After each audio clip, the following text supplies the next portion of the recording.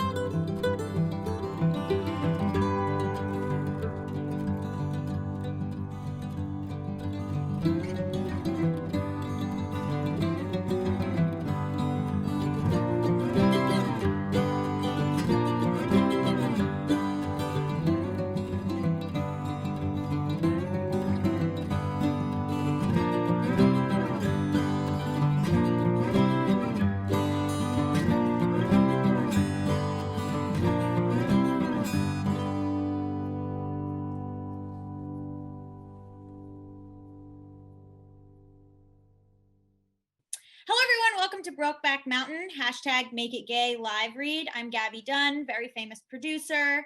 And myself and my fellow producer, Carl St. Lucie, put this together for New Fest. It is an all-trans reading of Brokeback Mountain. And it stars Alexandra Gray as Lurleen, and Jen Richards as Alma, and Brian Michael Smith as Jack, and Leo Sheng as Ennis, and I'm very excited. And Sam Feder is going to be reading our narration. And then there's a beautiful Oscar bait worthy cast of trans actors here. And so I hope you enjoy. Oh, maybe I should explain what the point of these reads, and we've been doing them all through quarantine, is to showcase queer and trans talent in big, famous, usually cis, straight, white male movies to prove that it can be done. And so it's the 15-year anniversary of Brokeback Mountain. And so we wanted to honor this big gay film, but also it is a very cis white film. So we don't typically do gay movies, but we're making an exception. So I hope you enjoy. Okay, Brokeback Mountain, a screenplay adapted from an Anne Proulx story and Larry McMurdy and Diana Osana. February 1st, 2003. Exterior, highway, night near dawn, 1963. This is Ennis Del Mar, not yet 20, but nonetheless compelling. Not light or frivolous in disposition, appearance, or manner. Uncommonly quick reflexes. A high school dropout, country boy with no prospects, brought up to hard work and privation, rough-mannered, rough-spoken, inured to the stoic life, has outgrown his faded denim cowboy shirt. His wrists stick out well out of the sleeves, the buttons gap. The truck stops with a screech of air brakes in front of a service station, just opening for the day. An old man is rolling a tractor tire as big as he is into the garage. Ennis steps out of the truck, no suitcase, just a grocery sack stuffed with his only other shirt and pair of Levi's. The truck moves again, almost before he hits the ground, spraying him with the dust. Tall, raw-boned, lanky, possessed of a muscular, supple body, made for the horse and for fighting, he stretches, looks at the old man, who looks back at him sourly. One of Ennis's boot heels is worn, has to adjust for the turn of the heel as he walks. No one in sight on the street of Signal. Exterior, Signal, Wyoming, trailer, day. The sun is full up, though it is still early. A gentle breeze whistles. Ennis sits on the steps of a dingy trailer house. A crooked sign above the door says Farm and Ranch Employment Agency. Smokes, waits, sees an old green pickup with a bad muffler approaching. And Ennis becomes aware that the muffler is not the pickup's only problem. It coughs, sputters, rattles from several junctures as it pulls into the gravel parking lot of the agency and dies. The driver sits for a moment in the driver's seat, then gets out and slams the door of the pickup in disgust. Looks at it much as the old man had looked at the tractor tire. This is Jack Twist. Like Ennis, a rough country boy with little education, but somewhat different in appearance. Ennis. Yeah. This is Jack Twist. Like Ennis, a rough country boy with little education, but somewhat different in appearance and attitude. A little less stoic, a little more of a dreamer. More welcoming, appealing with a quick laugh. 19, not as tall as Ennis, more compact and muscular, thick, dark hair, worn jeans, bull rider's belt buckle, faded shirt, stubbly beard, straw cowboy hat. Whew, I'm gonna have to take a break for a second. Boots worn to the quick. Doesn't notice Ennis. The steps of the trailer house are still in shade, but when he does, he stiffens a little, looks at him, looks away. Then the two ignore one another completely. Exterior, Signal, Wyoming, trailer day later. 8 a.m., the wind is picked up considerably. An old white Buick station wagon races along a street congested with pickups pulling horse trailers.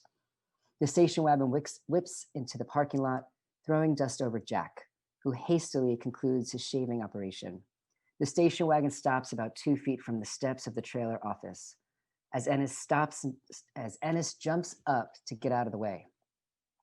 The driver, Joe Aguirre, middle-aged, stocky, no fool, hair the color of cigarette ash and parted down the middle.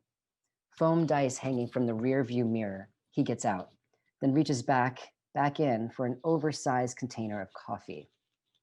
Joe glares at Ennis, then Jack, as he heads for the trailer off her store. Neither boy moves. Joe goes inside, door slams. Ennis sticks his big, raw hands in his pockets. Jack considers checking under his hood. Sticking his head out the door, Joe. If you pair of deuces are looking for work, I suggest you get your asses in here. Pronto. Ennis picks up his grocery sack of clothes, looks over at Jack, heads inside. Jack follows. The door forcefully slams behind them. Interior trailer office, day, continuous. Dusty, choky little trailer office, Venetian blinds hanging askew, the one desk littered with papers. The bakelite ashtray filled with butts, only one chair for guests. A pair of binoculars hangs from a nail in the wall behind Aguirre's desk. Neither Ennis nor Jack sits. Ennis smokes. In the background, a small, old black and white TV plays a news story about then President Kennedy. Joe in his swivel chair gives them his point of view. Forest Service got designated campsites on the allotments. Them camps can be 3-4 miles from where we pasture the woolies. Bad predator lost if there's nobody looking after them at night. What I want is a camp tender in the main camp where the Forest Service says, but the herder pitch a pup tent on the QT with the sheep and he's going to sleep there. Eat supper, breakfast in camp, but sleep with the sheep, 100%, no fire. Don't leave no sign. Roll up that tent every morning in case Forest Service snoops around. Ennis is balancing a long ash on his cigarette, considers the ashtray, which is overflowing onto Joe's paperwork, finally just taps it into his hand. Phone rings, Joe picks it up, listens, frowns. No, not on your fucking life. God, got the dogs, your 30-30 sleep. Your 30-30 sleep there last summer had goddamn near 25% loss. Don't want that again. You, Friday's noon, be down at the bridge with your grocery list and mules. Somebody with supplies will be there in a pickup. Joe stubs his cigarette in the overflow ashtray, grabs a cheap round watch on the braided cord from a box on a high shelf, winds it, sets it while Jack and Ennis look on, tosses it to Ennis as if he's not worth the reach. Tomorrow morning, we'll truck you up to the jump off. Picks up the phone, pauses, looks at them hard. Awkward, they realize they are dismissed. Exterior Signal, Wyoming, trailer day, continuous. The door to the trailer slams shut behind them. Jack walks down the 3 steps outside the trailer. Ennis stops, stands on the lowest step of the trailer, looks around at the bleak surroundings. Jack smiles, sticks out his hand. Jack Twist. Ennis. Your folks just stop at Ennis? Del Mar. Nice to know you, Ennis Del Mar. Since we're going to be working together, I reckon it's time we start drinking together, huh? Ennis looks at his watch that Joe gave him. We see it's 8:30. Ennis nods at Jack. Interior, bar, morning. The bar room is large and cavernous. All the stairs are stacked upside down on the tables. It's empty, except for a bartender and waitress, both middle-aged. The husky bartender stands behind the bar and stocks bottled beer into the cooler. The skinny, middle-aged waitress cleans ashtrays in the sink. Ennis and Jack enter the dingy bar. Sunlight bursts into the dimly lit room, startling the bartender and the waitress. Ennis and Jack wait a moment for their eyes to adjust to the darkness. Bartender. We ain't open till 10. Me and my partner here, we got us a summer's worth of drinking to do today. Reckon we're gonna need an extra hour. Told you, we open at 10. The waitress glares at the bartender. Aw, lay off them, Royce. They're just buttons. You boys have a seat. Royce shrugs. Did he shrug? Joy and Ennis, Jack and Ennis take their seats at the bar. I'm trying to read and look at you all at the same time because you're fun, and I'm clearly not juggling this well. You're doing Jack, great. thank you, famous producer. Jack and Ennis take their seats at the bar. Ennis lights up a smoke. The waitress finishes drying an ashtray on her apron, places it in front of Ennis. Now then, what do you have? Bud, please. Bud. Interior bar day later. Ennis and Jack still sit at the bar, each nurse a long neck. Ennis peels the label. Each nurses a long neck. Ennis peels the label from his bottle. A few empties sit in front of Jack. It's my second year up here. Last year, one of the storms, the lightning killed 42 sheep. I thought I'd asphyxiate from the smell. And we need to take plenty of whiskey for when the lightning starts. The waitress arrives, frowns, looks pointedly at Ennis' bottle, still half full. You drinking that beer, or was he planning to grow flowers in it? Ennis looks embarrassed, is about to say something, but Jack speaks first. I'll tell you what, man, you just keep lining them up. Waitress smiles, walks off. I ain't got but a buck and some change. You drink up. I'll worry about the tab. Jack and Ennis chug their beers, slam the bottles on the bar. Waitress returns with 2 open beers. That's more like it. Waitress gives each boy his fresh beer, gathers the empties, and leaves. What was you saying about lightning? He smoked some sheep. McGuire got all over my ass like I was supposed to control the weather. But it beats working for my old man. Can't please my old man no way. That's why I took to rodeoing. You ever rodeo? Once in a while.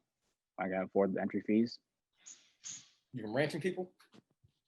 I was. Folks run you off? No, they run themselves off. One curve in the road in 43 miles and they miss it. Killed them both. Bang took the ranch. Brother and sister raised me mostly. Shit. That's hard. 2 shots of whiskey, right quick. We see them pull out signal in an agency pickup driven by a short, silent Basque. Ennis looks hungover, holds his head. Jack, though, is sharp and alert. They pass the gas station. Ennis glimpses the same sour old man sitting on the tractor tire. Basque. You boys need to stick close to them sheep. Don't let them stray. Joe'll have your ass if you do. Friend, you worry about the driving. We'll worry about the sheep, all right? They drive in silence. Exterior, Trailhead, Brokeback Mountain. 2 sheep trucks and a couple horse trailers have unloaded at the trailhead to Brokeback Mountain. They are high but still in the trees. The bleating of 1,000 sheep fill the air. The Basque is showing Ennis how to properly pack a mule, deftly hitches on 2 packs as Ennis watches. Jack is already horseback. Several blue heelers circle the sheep. Only thing, don't ever order soup. Them boxes of soup are hard to pack. Need soup. Jack comes riding up with a blue heeler pup tucked inside his coat. That horse looks like it's got a low starter point. Might throw you and that pup both. I doubt there's a horse in this string that can throw me. Let's get, unless you want to stand here and tie knots all day. Exterior, Brokeback Mountain, day. The 1,000 sheep, the dogs, the horses, Jack and Ennis, and the pack mules slowly flow out above the tree line into the vast flowering meadows of the mountainside. We linger on this trek for a bit, as the sheep spread out onto the expansive treeless plain, nothing in sight but sky and land, high clouds. The grass weaves in the endless coursing wind. Exterior, Brokeback Mountain, day, sunset. From a distance, the sound of sheep. Jack tends the fire, drinks from a whiskey bottle. Ennis, thorough and relentless about his chores, finishes setting up the tent. Sits down next to Jack on the edge of the platform as a vast sunset turns the sky orange. Pass a bottle of cheap whiskey back and forth. Just like someone to volunteer to make the sound of the sheep next time that we come around. Jack? And that Jack Aguirre sleep with the sheep, no fire. Shit. I can't wait till I got my own spread. I won't have to put up with this shit no more. I'm saving up for a place myself. Me and Alma will be getting married when I come down off this mountain. You going up with the sheep? Not tonight. Tomorrow. That Joe, he's got no business having us do something that's against the rules. Exterior, Brokeback Mountain, day, montage. A, we see Jack tending the sheep. A blustery day, the wind combing the grass, drawing from the slit rock a bestial groan. Anybody want to make the groan? Ennis cooking dinner, banded pebbles and crumbs of soil casting pebble-long shadows in the late afternoon light. Ennis riding up to the sheep, where Jack sits napping. Jack, riding back to camp, dusk, shoots at a coyote, misses, and is cleaning pots and pans in a mountain stream. Ennis and Jack eating around the campfire, the rearing lodgepole pines below them massed in slabs of somber malachite. Jack saddling up, leaving camp, turns back to Ennis. Hey, no more beans. Ennis nods. Exterior, Brokeback Mountain, Jack's camp, night. Jack in his dark camp, lit only by moonlight, sees Ennis at nightfire, a red spark on the huge black mass of mountain. Exterior, Brokeback Mountain, bridge, noon. Ennis finishes packing the 2 mules, steps back, looks at the mules, and shakes his head. The Basque watches. Basque. Something wrong? Seems light. Where's the powdered milk and spuds? All we had. The Basque What? reads through Ennis's current list. Thought you didn't eat soup. Sick of beans. Way too early in the summer to be sick of beans. Ennis ignores Basque's comment. The Basque shrugs, gets in the truck, drives off.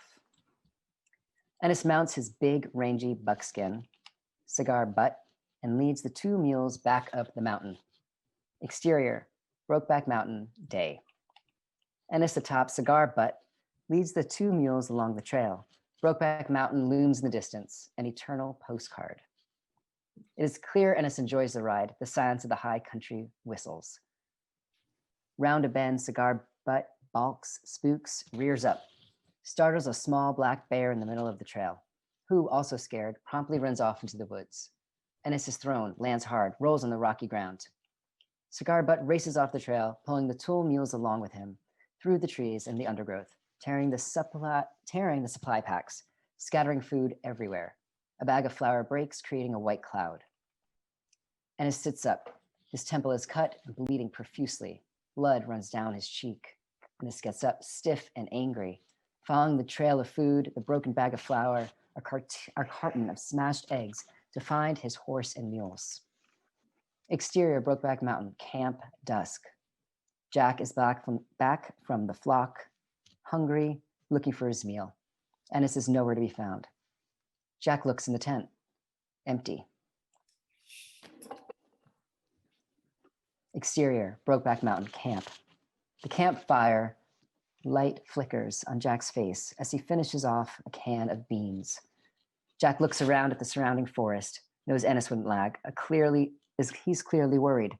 Takes a swig out of a whiskey bottle.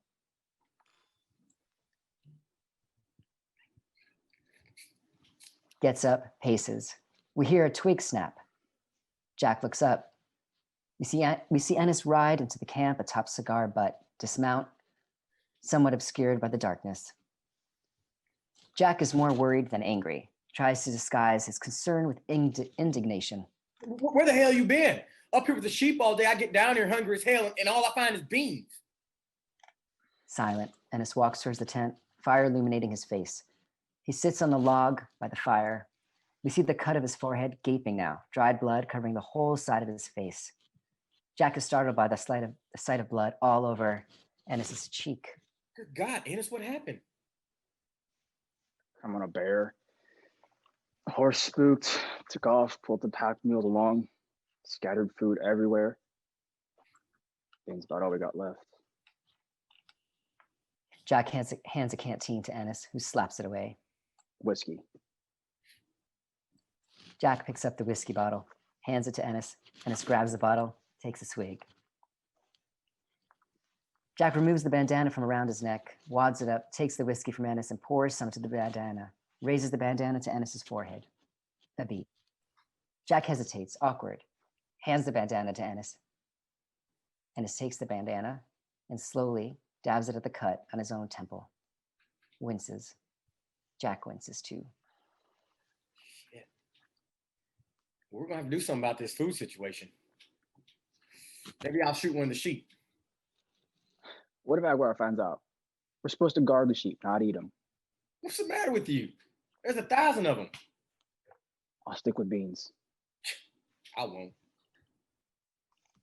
Exterior, Brokeback Mountain, meadow, day. We hear a rifle shot. Ennis lowers a 30-30. We see a 2-point buck dead on the ground. Jack, smiling, whooping, stands behind him looking in the direction Ennis just fired. Ooh, woo! Meat on the table tonight, boy! Woo! I was getting tired of you missing. Come on, let's get a move on. Can't let the Forest Service catch us out here with no deer. Exterior, Brokeback Mountain, camp, late afternoon. Jack comes lopping in on his bay mare, dismounts, heads for a wet sack hanging off a tent pole, pulls out a beer, chugs it, looks irritated. You know, I'm commuting 4 hours a day, come in for breakfast, go back to the sheep, evening get them bedded down, come in for supper, go back to the sheep, spend half the night checking for damn coyotes. Aguirre ain't got no right to make me do this. You want to switch? I mean, I wouldn't mind sleeping out there. Ain't the point. The point is, we both ought to be in this camp. And that goddamn pumpkin smells like cat piss or worse. Wouldn't mind sleeping out there. Well, I'm happy to switch, but I give you warning. I can't cook worth a shit. I'm good with a can opener, though. Can't be no worse than me, then. Sure, I wouldn't mind to do it. Exterior, Brokeback Mountain, Ennis camp, night. Ennis packs a few biscuits and a jar of coffee onto his big, rangy buckskin cigar butt. Mounts.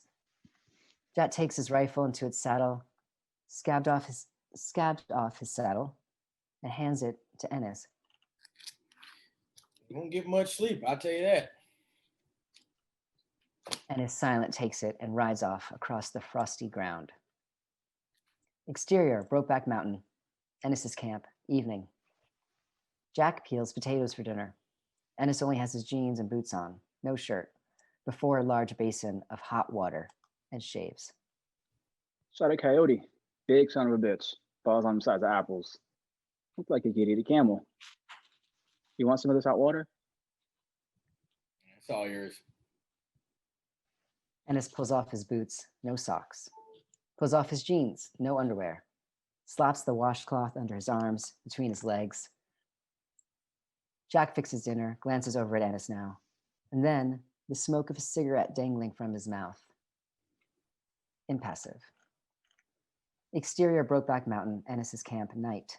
Ennis sits, supper finished, his back against the long boot soles to the fire, 2 empty bean cans with spoons in them nearby, a few leftover fried potatoes. Jack has just taken a piss, is buttoning his jeans, having trouble with his rodeo belt buckle. I don't rodeo much myself. Only kind of ride that interests me lasts longer than 8 seconds. What's the point of riding some piece of stock for 8 seconds? Money's a good point. Sure enough, you don't get stomped winning it. No, my old man was a bull rider. Pretty well known in his day, though he kept his secrets to himself. Never taught me a thing. Never once came to see me ride.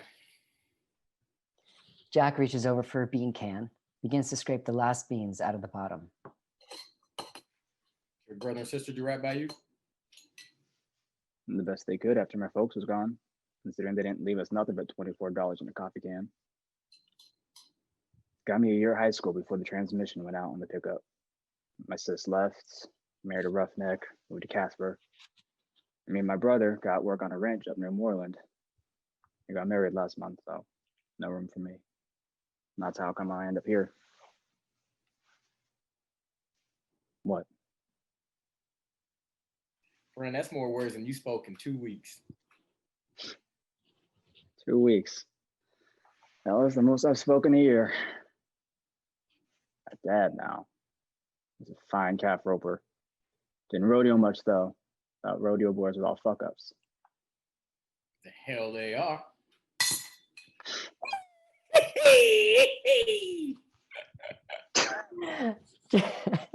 Jack gets up, does a pretend bull ride around the campfire, bucking and twisting, finally throwing himself, collapses in a heap beside Ennis. Both are laughing so hard they're almost crying. Exterior Brokeback Mountain, night. Ennis rides into the night wind, through the glimmering frost, back towards the sheep, happy, thinking he's never had such a good time, feeling like he could paw the white out of the moon. Looks back, sees the light from the camp, where Jack sleeps. Exterior Brokeback Mountain, dusk. We see them pitching a new camp, more primitive this time, no platform. Jack and Ennis are more familiar with each other, laugh and joke as they struggle with the tent. Exterior, Brokeback Mountain, camp, night. The tent is a little lopsided, but finally up. Ennis is trying to adjust a tent pole. Jack is sitting by the fire, playing a slightly damaged harmonica, squawing the old text reader rodeo tune, Bad Brahma Bull. A whiskey bottle sits next to him. This tent don't look right. It ain't going nowhere. Let it be. The harmonica don't sound quite right. Well, I kind of got flattened when I got bucked and the mare threw me. But you said that mare couldn't throw you. She got lucky. If I was lucky, the harmonica would have broken too. Exterior, Brokeback Mountain, camp, night, later. Drunker still, Jack sings a Pentecostal hymn, Water Walking Jesus, a sad, dirge-like rendition, causing coyotes to yip in the distance. Jack. You know, my mama, she believes in the Pentecost. Exactly what is the Pentecost? Folks was Methodist. Well, the Pentecost is, hell, I don't know. I don't know what the Pentecost is. My mama, she never explained it. I guess it's like when the world ends and fellas like you and me march off to hell. Speak for yourself. You may be a sinner, but I ain't yet had that opportunity. Exterior, Brokeback Mountain, night, later still. The moon is full up, notched past 2 a.m. Ennis is dizzy drunk on all fours, struggling to stand. It's too late to go out of them damn sheep. You got an extra blanket? I'll roll up out of here and grab 40 winks. Right out at first light. You freeze your ass off when that fire dies down. You better off sleeping in the tent. Doubt I'll feel nothing. But he staggers under the canvas, pulls his boots off, falls asleep on the ground cloth, snores. Jack follows, crawls inside his large bedroll. Exterior, Brokeback Mountain, camp, night, yet later still. Coldest point of the night. Ennis shivers, teeth chatter uncontrollably. Jesus Christ, quit hammering and get over here. The bedroll's big enough. Ennis too cold to protest, crawls inside. Interior, Brokeback Mountain, camp, tent, dark, just before dawn. Jack is wide awake now. Ennis on his back is half asleep. Jack, tentative, takes one of Ennis's big hands from outside the bedroll and guides it inside, down towards his own groin. Ennis, coming full awake, realizes where his hand is, jerks it away as if he's touched fire. As the following action occurs, we pull away to the night landscape, and we only hear the sounds, the belt being unbuckled, rustle of jeans, Ennis spitting, sharp intakes of breath. Ennis raises up, gets to his knees, unbuckles his belt, shoves his pants down with one hand, uses the other to haul Jack up on all fours. Jack doesn't resist. Ennis spits in the palm of his hand, puts it on himself. They go at it in silence, except for a few sharp intakes of breath. Ennis shudders, then out and down. The camera moves back inside the tent as both fall asleep. Interior, Brokeback Mountain, camp, tent, full light. Ennis is wide awake in a red dawn. Jack is sound asleep. Ennis has a top-grade headache, crawls out from under the bedroll, his pants around his knees, pulls up his pants, goes inside the tent. Exterior, Brokeback Mountain, camp, day, morning, later. Ennis has just mounted cigar butt. Jack, fastening buttons, comes out of the tent just in time. Jack. See you for supper? Ennis nods. Exterior, Brokeback Mountain, camp, day. Clear day, though it's summer. There's a biting little wind. Jack, wearing only his boots, is doing laundry, shivers. Squats by the stream, carefully wrings out Ennis's only other shirt, a denim button-up, Western-style shirt, and hangs it on the long branch next to the combined wardrobes. 3 pairs of Levi's, 2 shirts, 2 bandanas, no undergarments. Neither wear socks or underwear. Interior, exterior, Brokeback Mountain, camp, tent, night. Ennis and Jack are in the tent together. Jack is in the bedroll. Ennis dresses. Them coyotes will feast if I don't head on back. Ennis pulls on his shirt in a small confines of the tent, scoots out, pulls on his boots, ready to head back to the flock. Exterior, Brokeback Mountain, camp, night. Jack and Ennis outside, between a log and a blazing fire, having just finished what they had done in the last few nights in the tent. Ennis leans back against the log. Far below, we see the lights of vehicles on a highway miles away, the cars and trucks crawling slowly across the plain. Jack scoots up, leans back against the log too. Lights a cigarette. A beat. One-shot thing we got going here.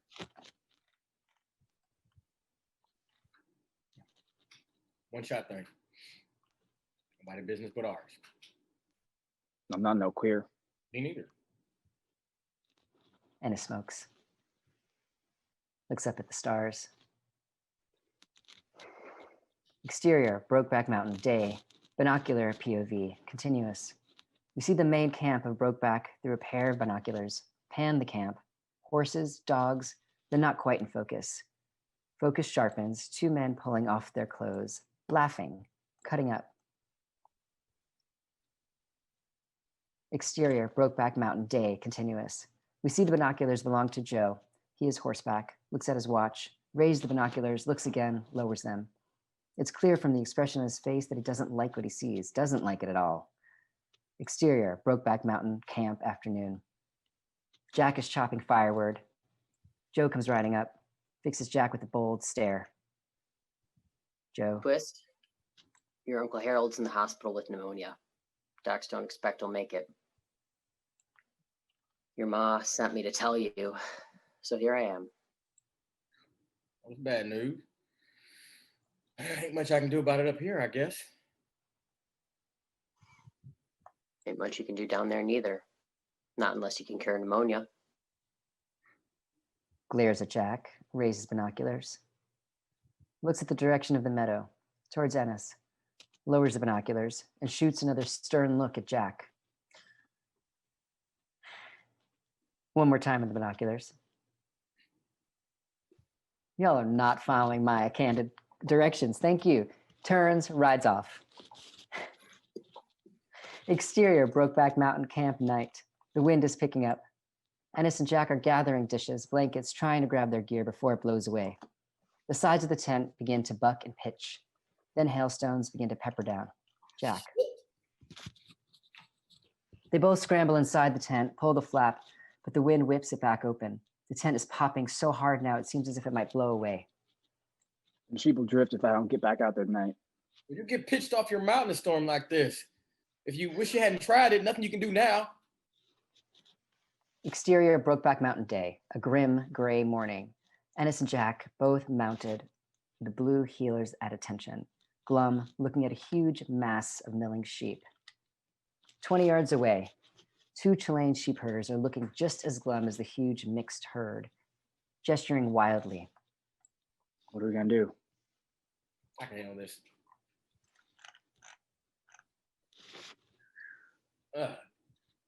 You speak Spanish? Son of a bitch. Tell you what, me and my partner here, we're going to go cut out our sheep. Is that okay with you? Chilean sheep herders look at Jack, then at each other, confused. Exterior, Brokeback Mountain, day. Wind, windy, gritty, cloudy weather. Ennis, Jack, the blue heelers, and the two Chileans work in confusion of sheep and dust, trying to separate the 2 herds that have mixed. Jack holds a sheep, tried to look at its paint brand, which is faint at best. Christ, half the goddamn paint brands are wore off. Ennis trying to edge a pitiful little group of sheep out of the way. Gotta try. At least we can get this number count right for Aguirre. Oh, fuck Aguirre. Fuck Aguirre. What if we need to work for him again? We gotta stick this out.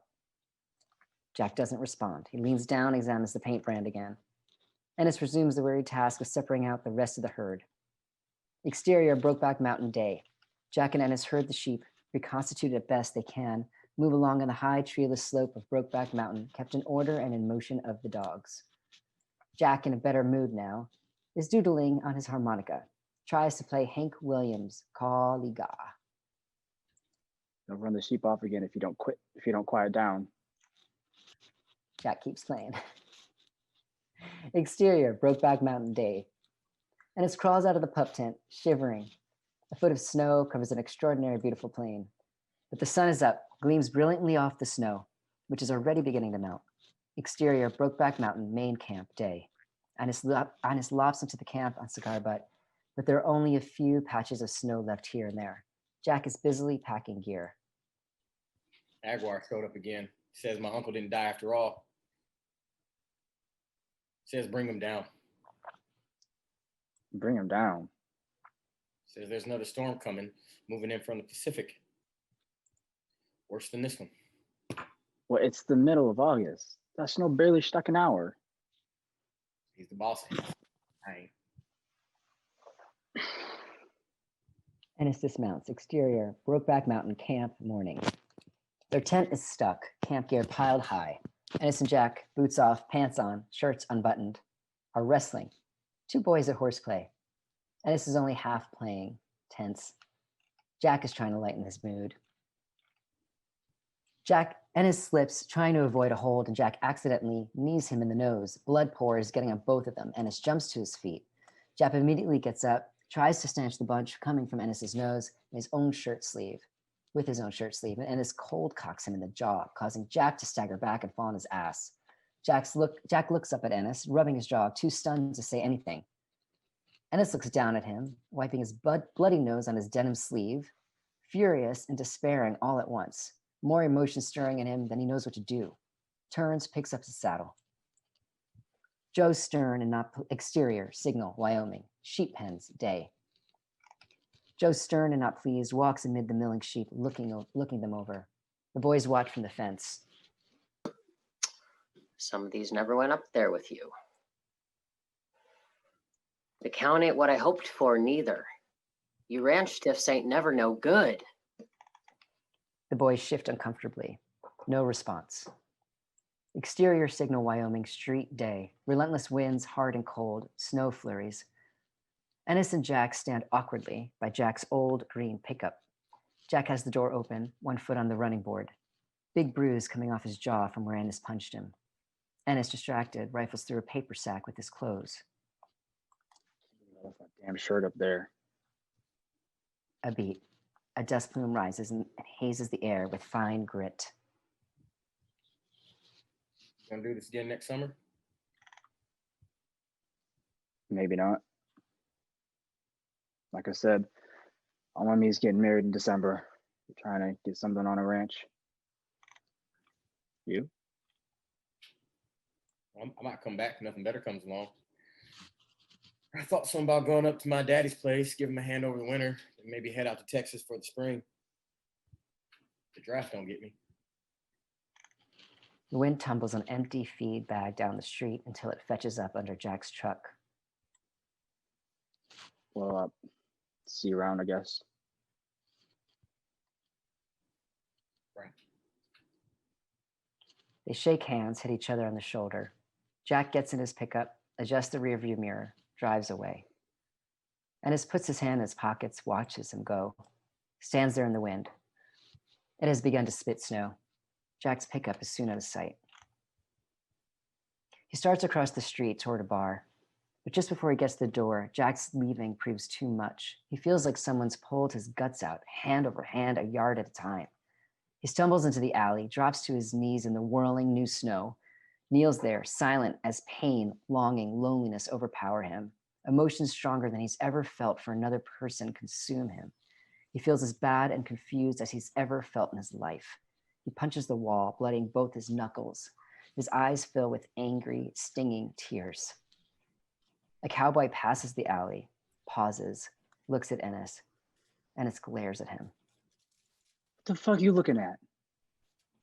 The cowboy moves on. Interior church day. Ennis, Alma, a small woman, pretty, sweet looking, young, big hair, at the altar in a little pine box of a church. A few cowboys. Ennis's raw bone sister and brother, Alma's little parents and little grandmother. Ennis in a new Levi shirt and a bolo tie, nervously adjusting his collar. Alma in a J.C. Penney wedding dress, happy, or curtain. Exterior, Wyoming, highway, winter day, 1964. Ennis and Alma are in Ennis's truck, spinning donuts in a parking lot. The truck is sliding this way and that on the icy snow. Alma squeals into light and whoops it up. Ennis's truck skids into a snowbank. He and Alma sit in the front seat laughing. The tiny radio plays Roger Miller's Dang Me. I'm gonna have to get out and push. You scoot over here and gas it when I say. How about you stay right there and I'll scoot on your lap. Alma slides over onto Ennis's lap, her legs across the seat. They kiss. Exterior, Wyoming, highway, spring day. Ennis in a dozer cap shovels asphalt behind an asphalt dumper. Sweat blooms from his t-shirt collar, sagebrush tall along the highway, swaying in the hot wind. Ennis's coworker, Timmy, a fat, bespectacled, annoyingly loquacious middle-aged man with a bad case of plumber's butt, works alongside him, talks incessantly. Timmy. My old lady's trying to get me to quit this job. Says I'm getting too old to be doing this. I told her strong backs and weak minds run in my family. Didn't think that was too funny. I told her keeps me fit. For hunting anyways. Ennis shovels. 47 different species in Wyoming alone. Woo! Was telling Pat, no, I ain't gonna eat them. No way, mushrooms is poison, but he kept at me. Road boss approaches. Timmy shuts up. Road boss. Pick it up, boys. Delmar can't work a shovel and listen to your damn yammering too. Timmy shuts up. Ellis, impassive, spits, wipes the sweat from his brow, continues to shovel. Exterior, Riverton, Wyoming, drive-in, night. You see Ennis and Alma at the drive-in eating popcorn. Paul Newman and HUD is on the movie screen. Alma has her head on Ennis's shoulder. Ennis has his arm around her. She cuddles a little closer. He kisses her. Exterior, Signal, Wyoming, early summer day. Jack drives through town in his truck, which rattles and sputters louder than ever. Drums his fingers on the steering wheel in time to Faded Love, by Bob Wills, and his Texas Playboys, which blares from his fuzzy radio. Eyes the sidewalk and dilapidated storefronts, as if looking for someone. Ennis, nothing, just a skinny kid on a bike being blown around by the wind, and two old women pulling their grocery carts. Exits the truck, stretches. The wind almost blows his hat off, but he catches it. Walks to the trailer, holding his hat on his head, squinting. Interior, trailer house, Signal, Wyoming, day. Joe sits with his feet on his desk, flipping through a newspaper, chewing on a toothpick. A cigarette smolders in the ashtray. Jack enters the trailer, the door slams behind them. Joe looks up, disgusted and annoyed. Well, look what the wind blew in. Howdy, Mr. Aguiar. Wondering if you're needing some help this summer. Wasting your time here. You ain't got nothing? Nothing up on Brokeback? I ain't got no work for you. Joe stares coolly at Jack. No nonsense. An awkward moment. Jack fingers the brim of his hat in his hand. Looks as if he wants to say something more. Starts for the door.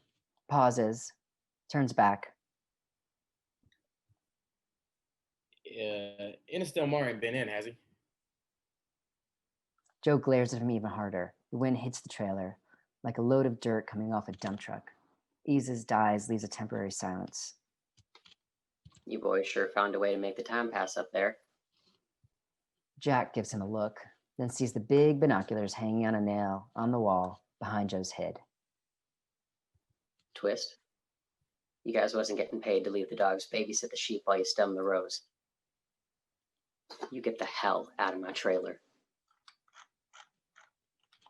Exterior Del Mar Ranch House, day 1966. Shot of a little line cabin on a vast High Plains ranch. The little house is so alone, it looks as if it sits at the edge of the world, windy, bitter cold. Alma, a toddler girl on her lap, waits at the screen door, sees Ennis pick up, pulling a horse trailer. Approach. It is a dot on the long, long road. Alma looks lonely, pretty, though dowdily dressed. Interior, children's bedroom, Del Mar Ranch, house, night.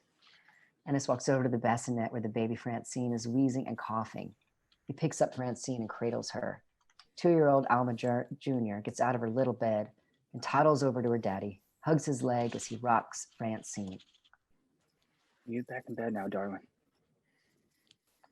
Alma Jr. minds her daddy, waddles back to her bed and crawls under the covers. Ennis puts Francine, who has stopped crying, back into her bassinet and walks over to Alma Jr. Be a good girl for your mama tomorrow. I'm gonna take you into town this weekend and we can get you an ice cream. Ennis kisses her forehead and walks back to his bedroom. Interior bedroom, Del Mar, ranch house, night. Alma, cute, and at her most seductive, comes and sits by Ennis, wraps her skinny arms around him. Girls all right? Francine stopped her coughing. Told Alma Jr. we're going to town this weekend. Ennis, can't we move to town? I'm tired of these lonesome old ranches. I'm scared for the baby, scared to be this far from the clinic. What if she has one of them bad asthma spells? Slipping his hand Yes. up her blouse sleeve. I guess. You could work the road crew again. We'll have to talk about that. You know, there's a little apartment for rent in Riverton. It's over the laundromat, so it's probably cheap. I bet I could fix it up real nice.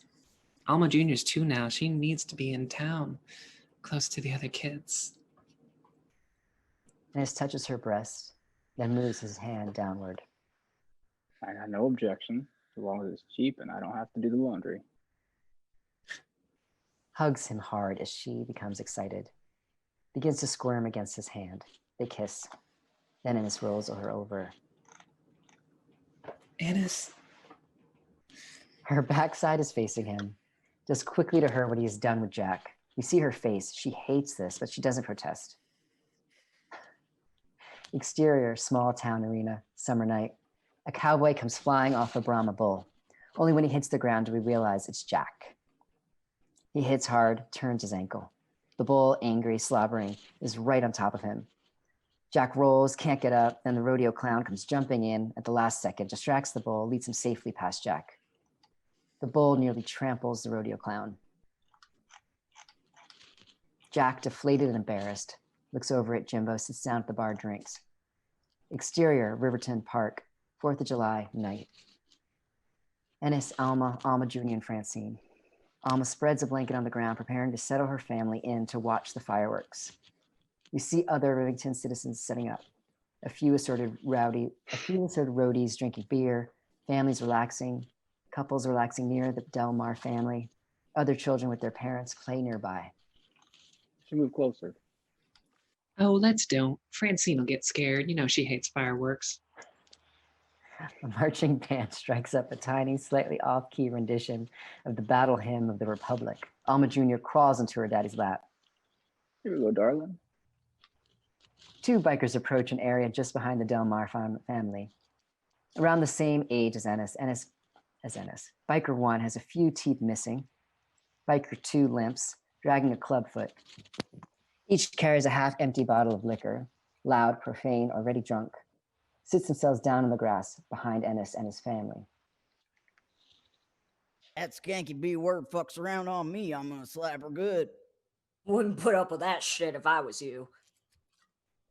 Alma shoots Ennis a nervous look. Ennis takes a deep breath, turns, looks over his shoulder at the 2 drunks. You always want to keep it down. I got 2 little girls over here. Hey, fuck you. Indignant, they stare at Ennis. Suddenly you're from Boston. Indignant they glare at Ennis at the first of the fireworks shoots into the sky, exploding in the air in sync with the verse. Bombs bursting in air, beginning the show. Come on, Ennis, let's move. Ennis, trying to control his mounting anger, gently sets Alma Jr. onto the blanket and stands up, facing the drunks. Want no trouble. But you need to shut your slot bucket mouths. You want to listen to your old lady then? Move somewhere else. Alma stands now, Francine on her hip. Alma Jr., clutching her mother's skirt, quickly gathers up the blanket. Come on, Ennis, let's go. Ennis looks back at Alma, then kicks Biker 1 right in the face, blooding his nose and knocking him out cold. Alma and the girls move away in horror, the fireworks and the music in the background. Several of the surrounding families are quickly packing up to get away from the brawl. What about it? Want to swallow about half your teeth? Not tonight, bud. I'd sure rather not. Backs away, dragging his unconscious friend along with him. Alma and the girls stare at Ennis, stunned and wide-eyed. They have witnessed a kind of fury in him that they have never seen before. Exterior, rodeo arena. Childress at Texas night. In the arena, we see a young woman dressed in the flashiest, most costly rodeo finery, the most stylish barrel racing clothes on a fine, expensive quarter horse, running the barrels. Tips one, but it doesn't quite fall. She rounds the last barrel and whipping the horse as if she's in the home stretch of the Kentucky Derby. Races out of the arena, as the announcer says. Here she comes, ladies and gentlemen. Look at her fly, Miss Lurleen Phillips, right from here in Childress, Texas. Oh boy. And her time is 16 and 9/10 seconds. Let's give her a big hand.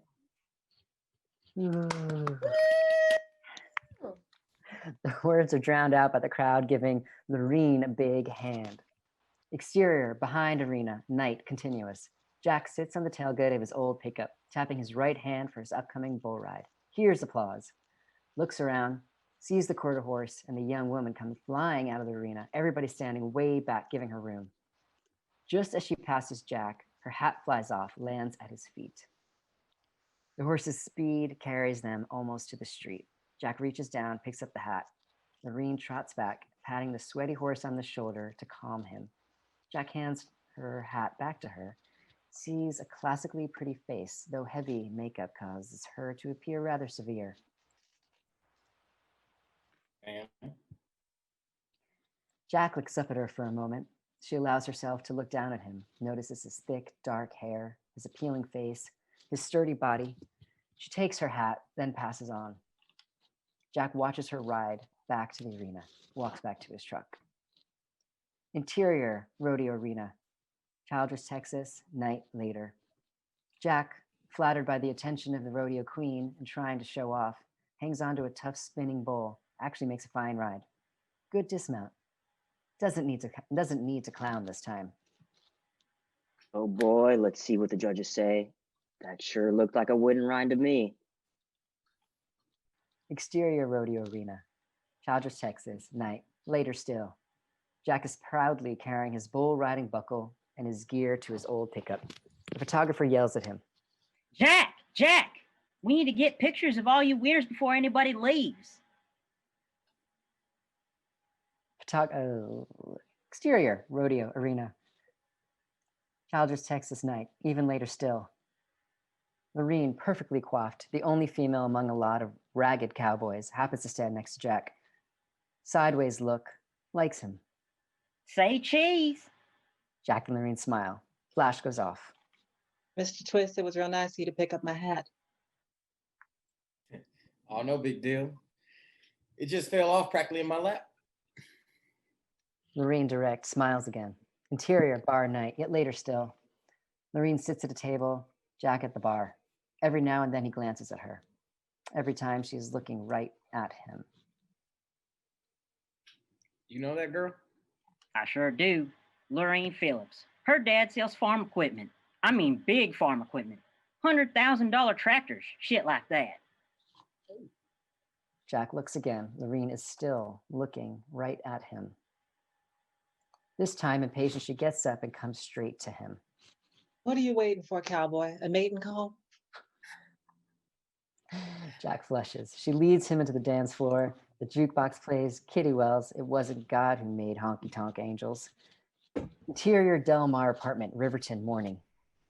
Dreary little apartment, peeling wallpaper, faint sound of washing machines coming from below.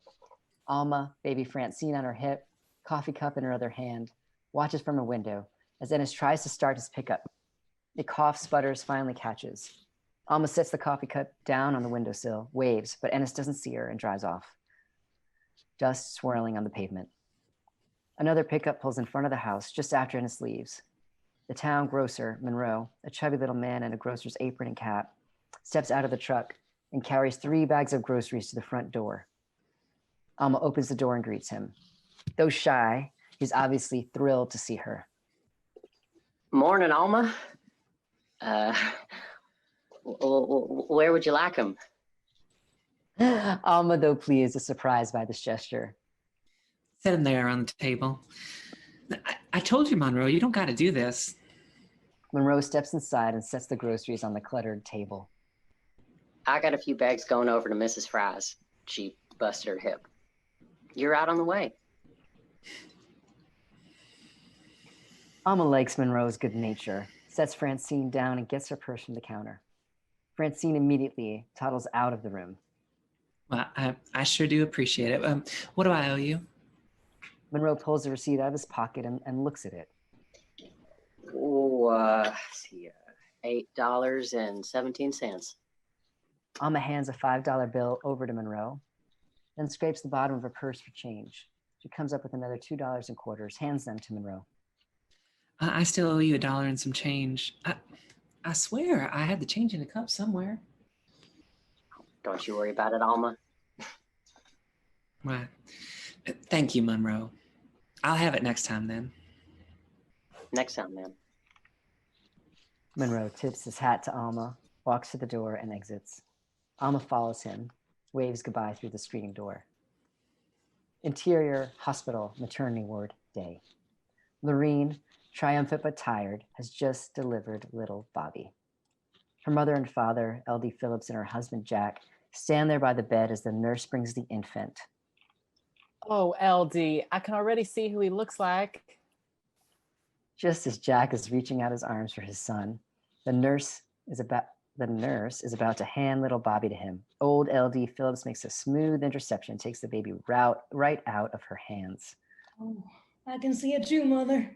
He looks exactly like me. Ignores Jack completely. Lorraine gazes adoringly at her father. Interior Del Mar apartment, Riverton, evening, 1967. Ennis comes in, dusty, dirty. 2 little girls, one running, one toddling, Alma Jr. and little Francine, eager to see their daddy. Alma is at the stove, has made chicken fried steak, makes gravy. Hey, Ennis, you know somebody named Jack from Texas? Ennis, about to pick up Francine, stops. I might. Why? Well, you got a postcard at Come General Delivery. Ennis steps to the table, picks it up. We see a raw bone hand holding a postcard.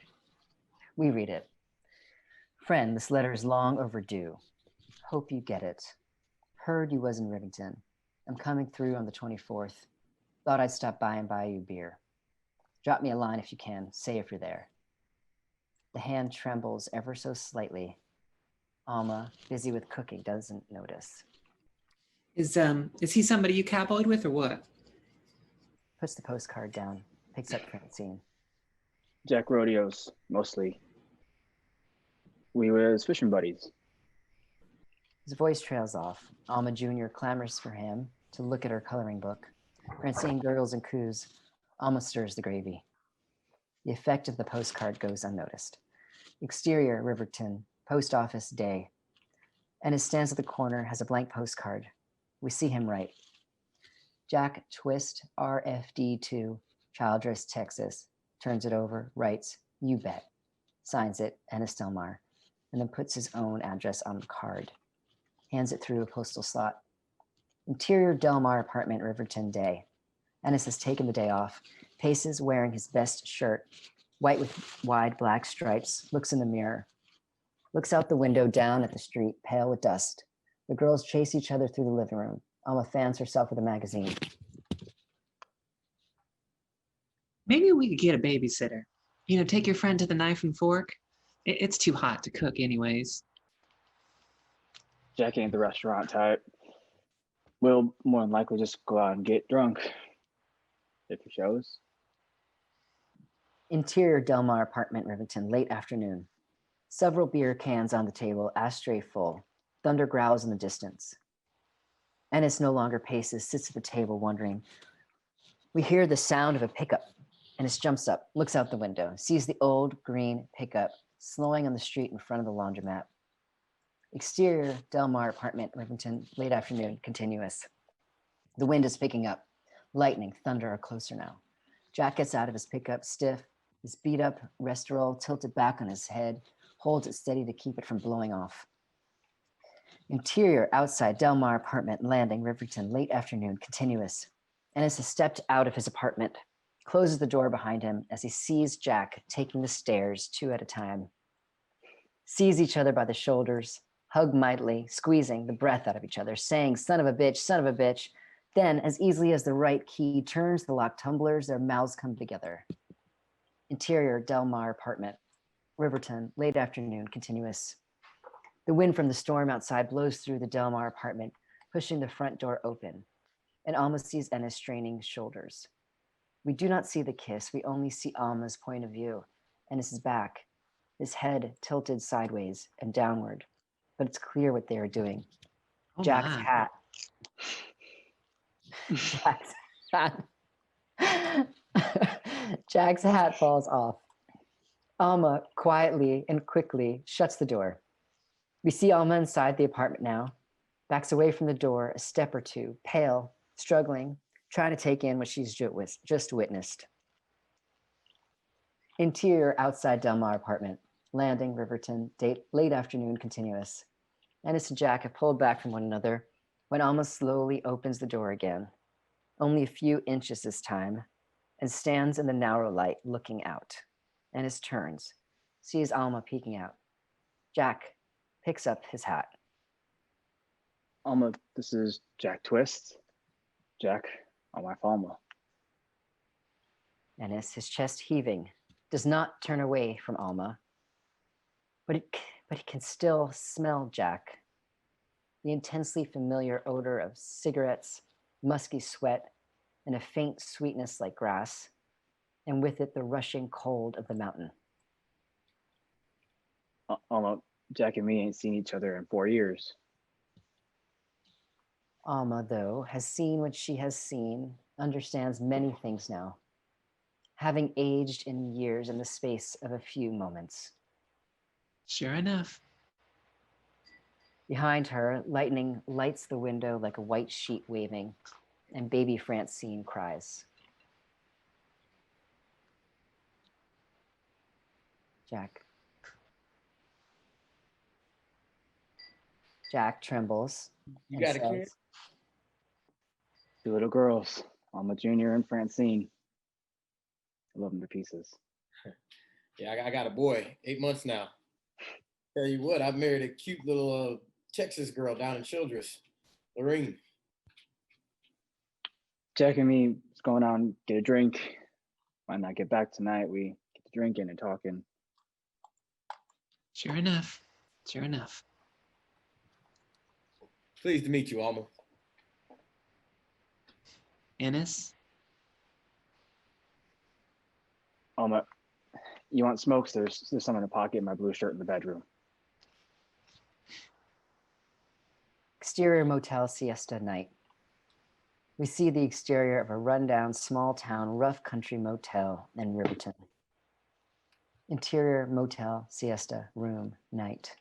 Clothes strewn around the room. A few empty whiskey bottles. The room blue with cigarette smoke. Ennis, shirt off, leans against the headboard. Jack sits on the edge of the bed. Both smoke. We got to talk about this. I swear to God, I didn't know we was going to get into it like this again.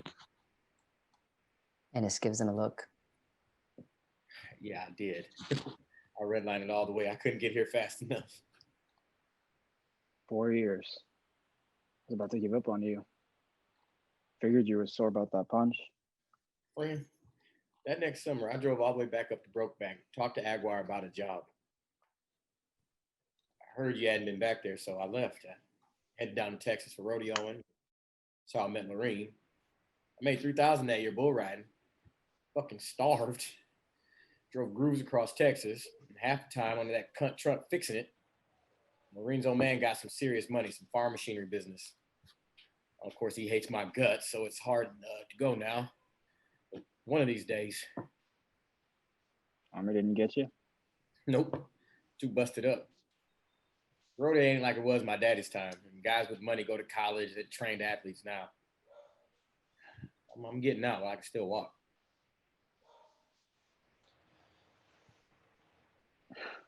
I've been sitting up here all this time, trying to figure out if I was. I know I ain't. I mean, we both got wives and kids, right?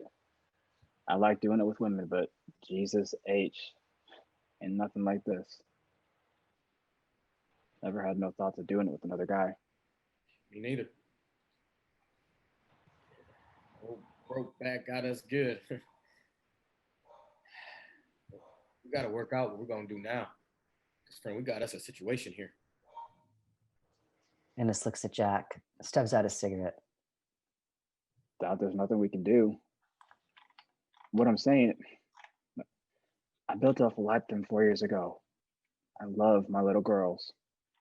What about Alma? Alma? It ain't her fault. And what about you? You got your wife and baby, that place in Texas. Besides, you and me can't hardly be decent together if what happened back there grabs onto us like that. What do? We do that in the wrong place. We'll be dead. Sits up on the edge of the bed, gets up, goes to the dingy little bureau and gets another pack of cigarettes. No reins on this one, buddy. It scares the piss out of me.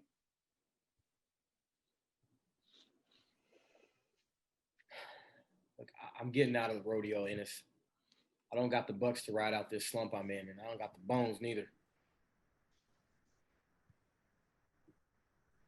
What if you and me had a little ranch together?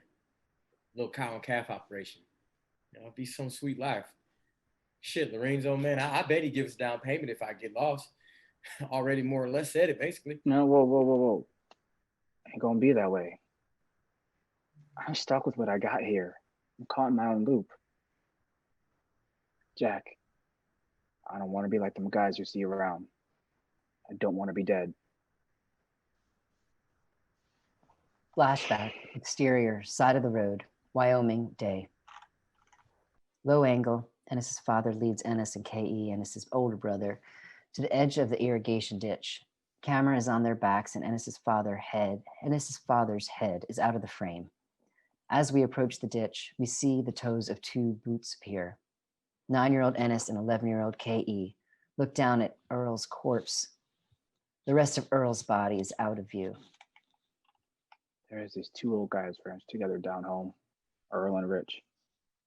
It was a joke, even though they was pretty tough old birds.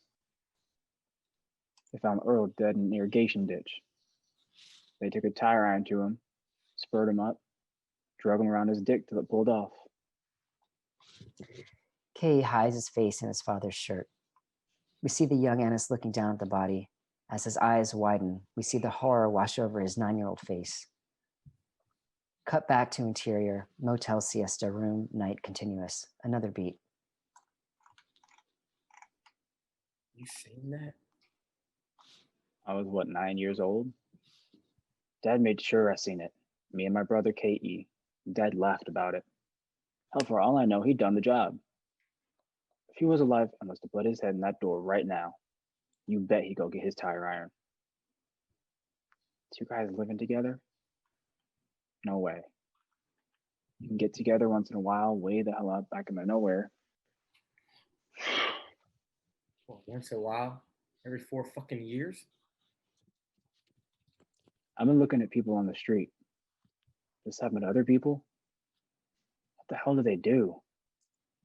I goddamn hate it that you're going to drive away in the morning. I'm gonna just go back to my life. But if you can't fix it, Jack, you gotta stand it. I don't give a flying fuck about other people. Son of a bitch, Ennis, take a couple days off. Right now. Throw your stuff in the back of my truck. Let's head up to the mountains. Come on, Ennis. You just shot my airplane out the sky. Give me something to go on. This ain't no little thing that's happening here. We hear a phone ringing off in another motel room. As if he's answering, Ennis picks up the phone on the bedside table and dials his own number. Interior Farm Expo, Texas Day. Two dark, dour, overowled farmers are watching Jack demonstrate a fancy air-conditioned tractor. Jack, who can drive anything, is doing a fine job putting the tractor through its paces. Didn't that pissant used to ride the bulls? He used to try. Interior grocery store, Wyoming, early evening. Alma, a little older and a little less skinny, though still just as cute, is clerking at the grocery store now. As she rings up groceries, we see Monroe, now a manager, wearing a cheap tie, flirting, smiling at her. Alma smiles back. The customer leaves. Alma and Monroe are alone. Monroe opens up a box of Junior Mints and eats one. What are you smiling about? Nothing. Gotta be something. Just happy, I guess. Monroe throws a Junior Mint at Alma. Stop that. Just then, Ennis walks into the store. Monroe and Alma immediately stop their flirting. Ennis walks up to Alma's counter. Monroe hurries back to the office, afraid of Ennis. Ennis, pointing to the cigarette behind the counter. 2 packs. Who's watching the girls? They're outside the truck. I could have brought home your smokes. Besides, it's way past their bedtime. Well, the quicker you give me them damn smokes, the quicker they'll be home in bed. Exterior Wyoming Ranch Coral Day. Exterior Wyoming Ranch Coral Day. Ennis, still a ranch hand, is dehorning steers in a squally, snow-spinning day. Bloody grim. Interior Twist House, West Texas, day 1974. Jack is in the bedroom, cramming clothes into a duffel bag. Struggling to get the bag zipped up, finally gets it. Lurleen walks into the room, blowing on her nails. Why can't your buddy come down here to Texas to fish? Cause the Bighorn Mountains ain't in Texas. Don't seem right. You driving up there 2 or 3 times a year. Him never coming down here. Jack finds another shirt that he needs, looks at the packed, zipped duffel bag, throws the shirt back into the closet. Son of a...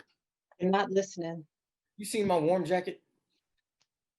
You said you would help Bobby with his social studies.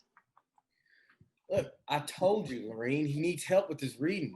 Why aren't you called the school yet? They said they set him up with a special teacher. Now look, I got 14 highway hours ahead of me. I gotta go. You sure you ain't seen my jacket?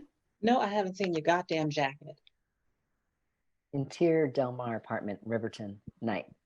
Ennis puts on his coat, is about to leave on a fishing trip.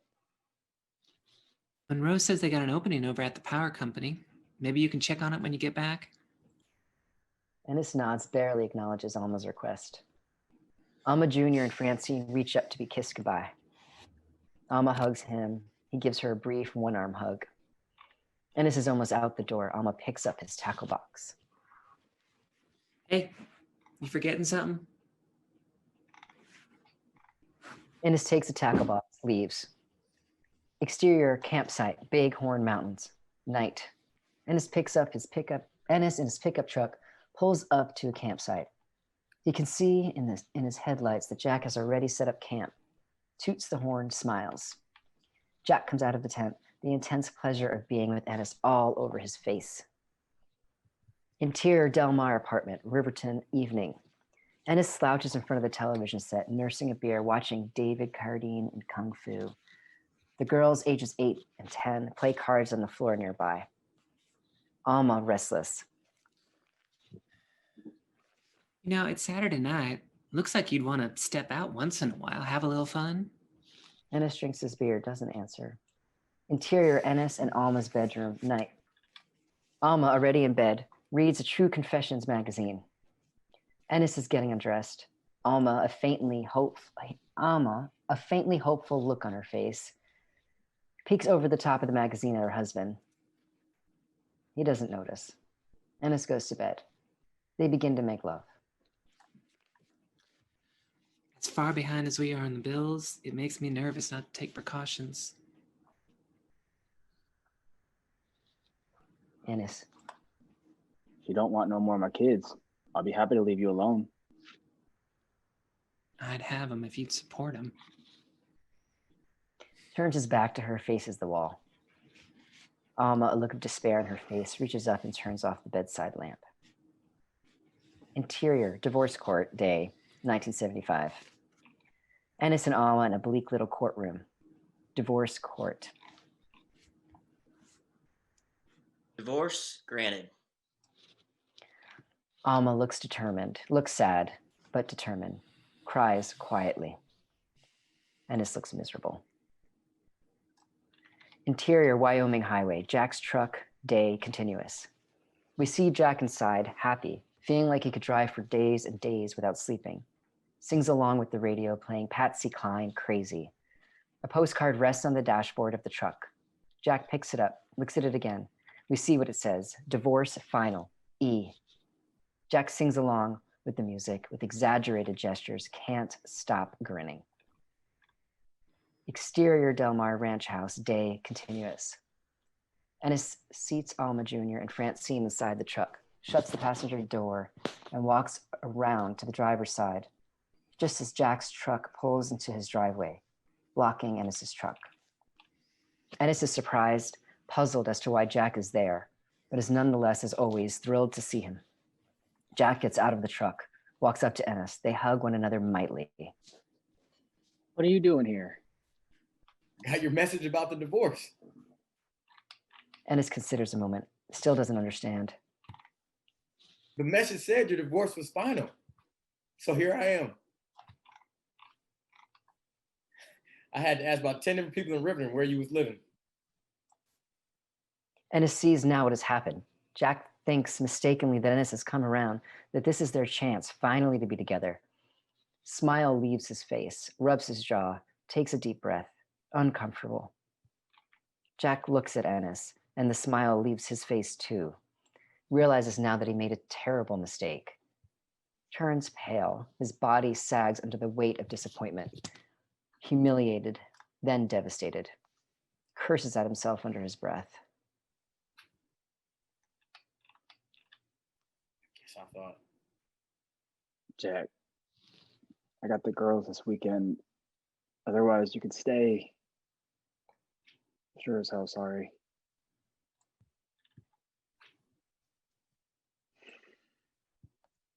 I only get them once a month. I missed last month because of the roundup. Jack. I'll see you the first week in June then. Turns away, wanders back to his truck. The postcard still in his hand. Gets in, drives off. Ennis watches him go. Exterior, Texas Plains, day. We see Jack blazing along in his pickup truck. Radio plays Merle Haggard's My Friends Are Gonna Be Strangers. Begins to cry, hard. But something has turned inside him. He looks desolate but determined. Knows where he's headed. Exterior, Texas, Mexican border, Juarez, late afternoon. We see a road sign, Juarez. We see Jack in his pickup truck crossing the border into Mexico. Interior, Cantina, Mexican border town. Jack sits at the bar, lonely in a foreign land. Sips tequila out of a shot glass. The Mexican bartender walks over to Jack. Uno más? Jack shakes his head, throws a few pesos to the bartender, stands and walks to the door. Buenas noches, señor. Jack waves without looking back. Exterior Mexican border town, night, street, continuous. Jack walks out of the cantina and into a sultry Mexican night. The street swarms with activity. A handsome young man, masculine, dressed for a night out, makes eye contact with Jack, gives him a knowing, seductive look. Jack stops, hesitates a moment, then nods. They walk off together. Jack, Lurleen, Bobby, age 8, Lureen's long-suffering mother, and L.D. Phillips, Jack's prick of a father-in-law. The table is set for a full Thanksgiving dinner, huge turkey and all the trimmings. As everyone shuffles into their places at the table, we hear Howard Cosell's voice in the background coming from the TV, commenting on the game plan of the Dallas Cowboys. Jack is at the head of the table and has just reached for the carving tools when LD, older but no kinder, takes them right out of his hands, almost as if he did the baby. Whoa now, Rodeo. The stud dub does the carving around here. Jack, having been through this kind of scene many times before, tries nonetheless to be gracious. You bet, LD. I just thought I'd save you the trouble. Bobby is riveted to the television set. Lurleen notices. Bobby, if you don't eat your dinner, I'm going to have to turn off that television.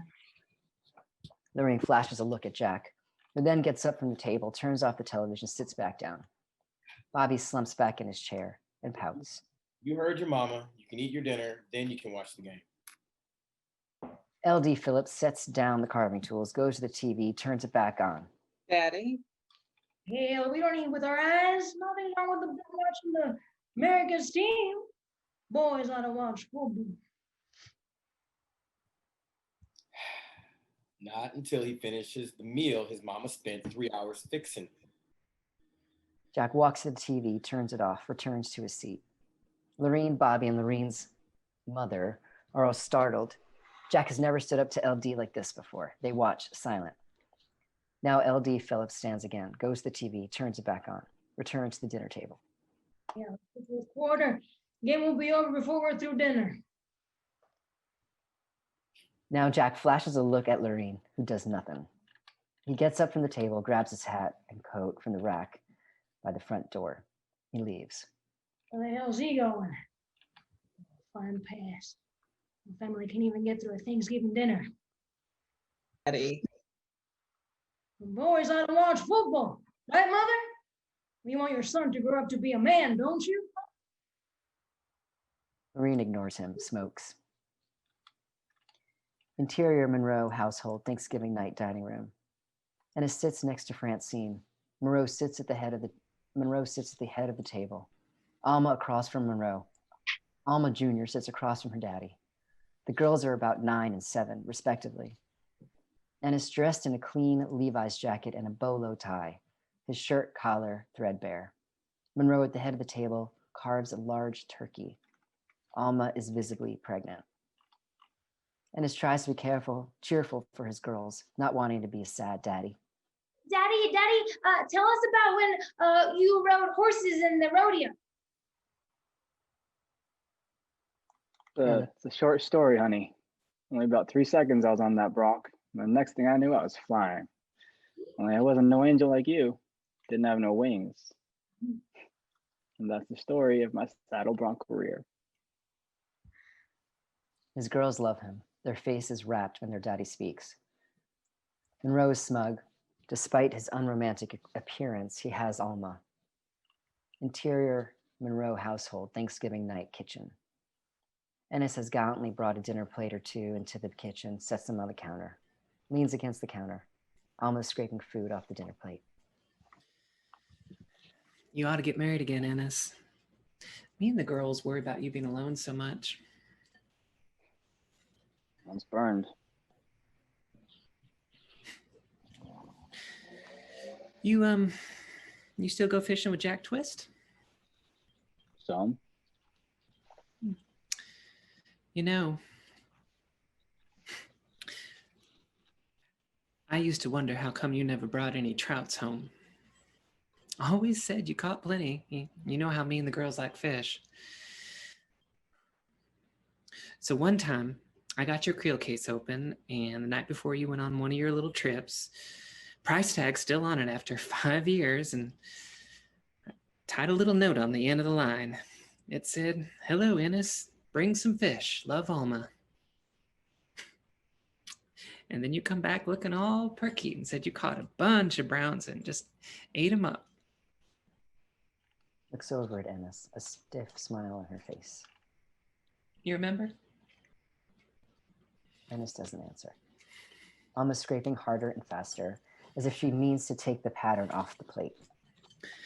I looked in the case first chance I got, and there was my note still tied there.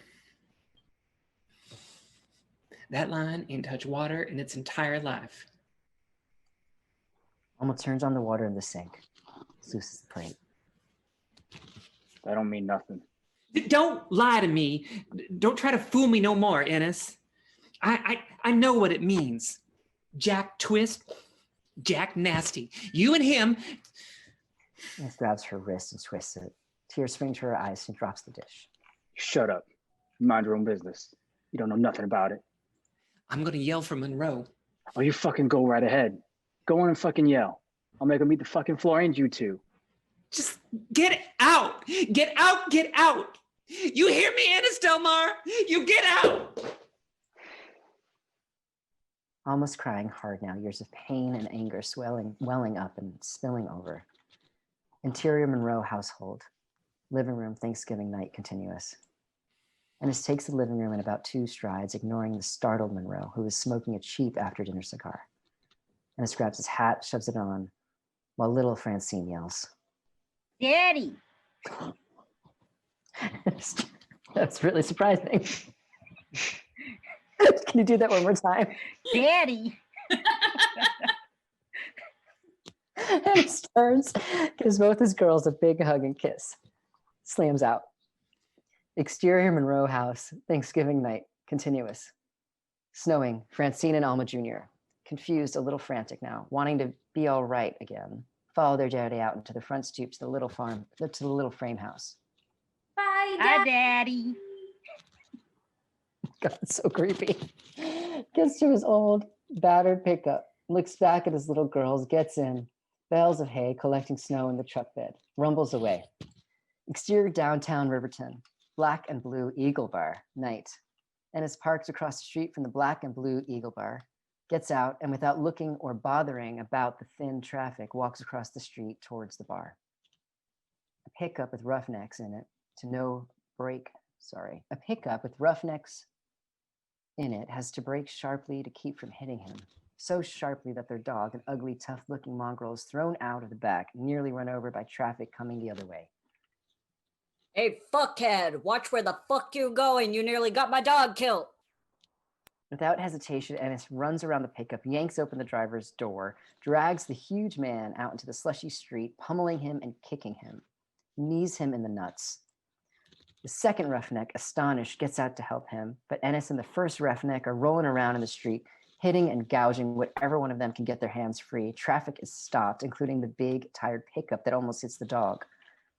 What the hell's the matter with that cowboy? Ennis and the roughneck roll right under the big, tired pickup that is stopped, temporarily lost from view. A crowd has gathered. Some get down to peer under the truck. Well, that cowboy must be loco. Folks don't usually jump on Herschel like that. Herschel, he's stout. Interior, Ennis's pickup truck, night 1976. Ennis, thoroughly battered and bloodied, is driving home across the lonely, empty, snowy plain. Rolls the window down, spits a mouthful of blood into the night. Exterior mountains montage. Jack and Ennis on horseback cross a deep river. The crossing is a tremendous struggle, but they make it to the other side. Jack and Ennis look back at the river, looks of relief on both of their faces. Jack and Ennis take shelter from a hailstorm under a tall evergreen. Jack and Ennis pitching a tent, setting up camp. Exterior mountains, night 1980. Jack plays harmonica around the campfire. Ennis drinks from a whiskey bottle. Ennis looks mostly the same, older, but still skinny. Jack, the shorter of the two, has thickened some through the shoulders. They aren't fishing, just sit near one another, enjoy the country, the night, the fire. We see Jack in a down jacket. Ennis is in shirt sleeves. Don't you ever wear a coat? When it's cold, seems like spring to me. Yeah, well, maybe spring where you're sitting. But about 2 feet west, goddamn winter, I tell you. Exterior mountains day. We see them riding the next morning atop a ridge. Looks as if the whole of Wyoming is before them. The sky is brilliant blue, not a cloud to be seen.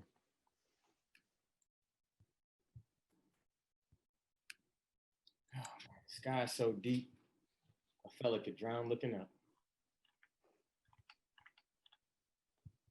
How's your boy doing? He's 13 now. Can't hardly read. Told Lurleen must be dyslexic or something, but she won't admit to it. Pretends the kid's okay. Is Alma lighting up on you yet? Still see my girls once a month. I'm a junior. She's 16 now. Beanpole, real quiet. Like her daddy. Francine, she's a live wire. Alma Jr.'s a shy one. Ennis and Jack continue riding. Interior Wolf Ears Bar, signal, night. The bar is moderately crowded with cowboys and their women. Not a wild scene. A few couples dance on the small floor near the jukebox to Eagles Already Gone. The TV above the bar is turned to different strokes. Ennis sits at the booth by himself. A few empties in front of him. Already Gone ends. The waitress, Cassie, mid-20s, livelier than Alma, very appealing, curvy in jeans and t-shirt, struts past Ennis's booth to the jukebox, a glass of white wine in her hand. Cassie has her eye on Ennis, who is oblivious, looking up at Gary Coleman on the TV. Cassie pops a quarter into the jukebox. Ennis gets up from his booth and Ennis gets up from his booth and starts towards the men's room. Redbone's Come and Get Your Love begins to play on the jukebox. Cassie seizes the opportunity, steps in front of Ennis. Just finished my shift. Want to dance? Looks past Cassie to the men's room. There's on my way to, I'm Cassie. Cassie Cartwright. Cassie takes a reluctant Ennis by the finger and leads into the little dance floor, settling her wine glass down on the way. Ennis Delmar. Cassie and Ennis are the only people on the dance floor. It is immediately clear that Ennis cannot dance, but Cassie doesn't mind, makes the most of her moment, enjoys herself, shaking the funk out of her ass, letting her hair fly. During the chorus, Cassie and Ennis eyes meet. It is obvious Ennis appeals to her. Interior Wolf Ears Bar, day, signal continuous. The dance ends. They return to Ennis's booth. He lights a cigarette. Cassie sits down across from Ennis, drinks her white wine. The waitress comes over, refills her glass from a cheap bottle with a screw lid. Cassie motions to her to leave the bottle. No more dancing for me. I hope. You're safe. My feet hurt. Cassie takes her boots off, starts rubbing her feet. Ennis looks on amused. Hard work, is it? Yeah. Drunks like you demanding beer after beer, smoking, gets tiresome. What do you do, Ennis Delmar? Well, earlier today, I was castrating calves. Cassie wrinkles up her nose, shivers, and thrusts her stocking feet into Ennis's lap. Ennis is startled. What are you doing? Trying to get a foot rub, dummy.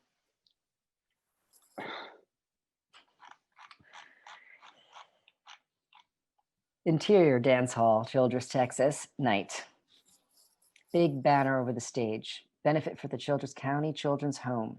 Underneath, Charlie Daniels Band. Charlie Daniels, band fiddles away. Lots of couples on the dance floor.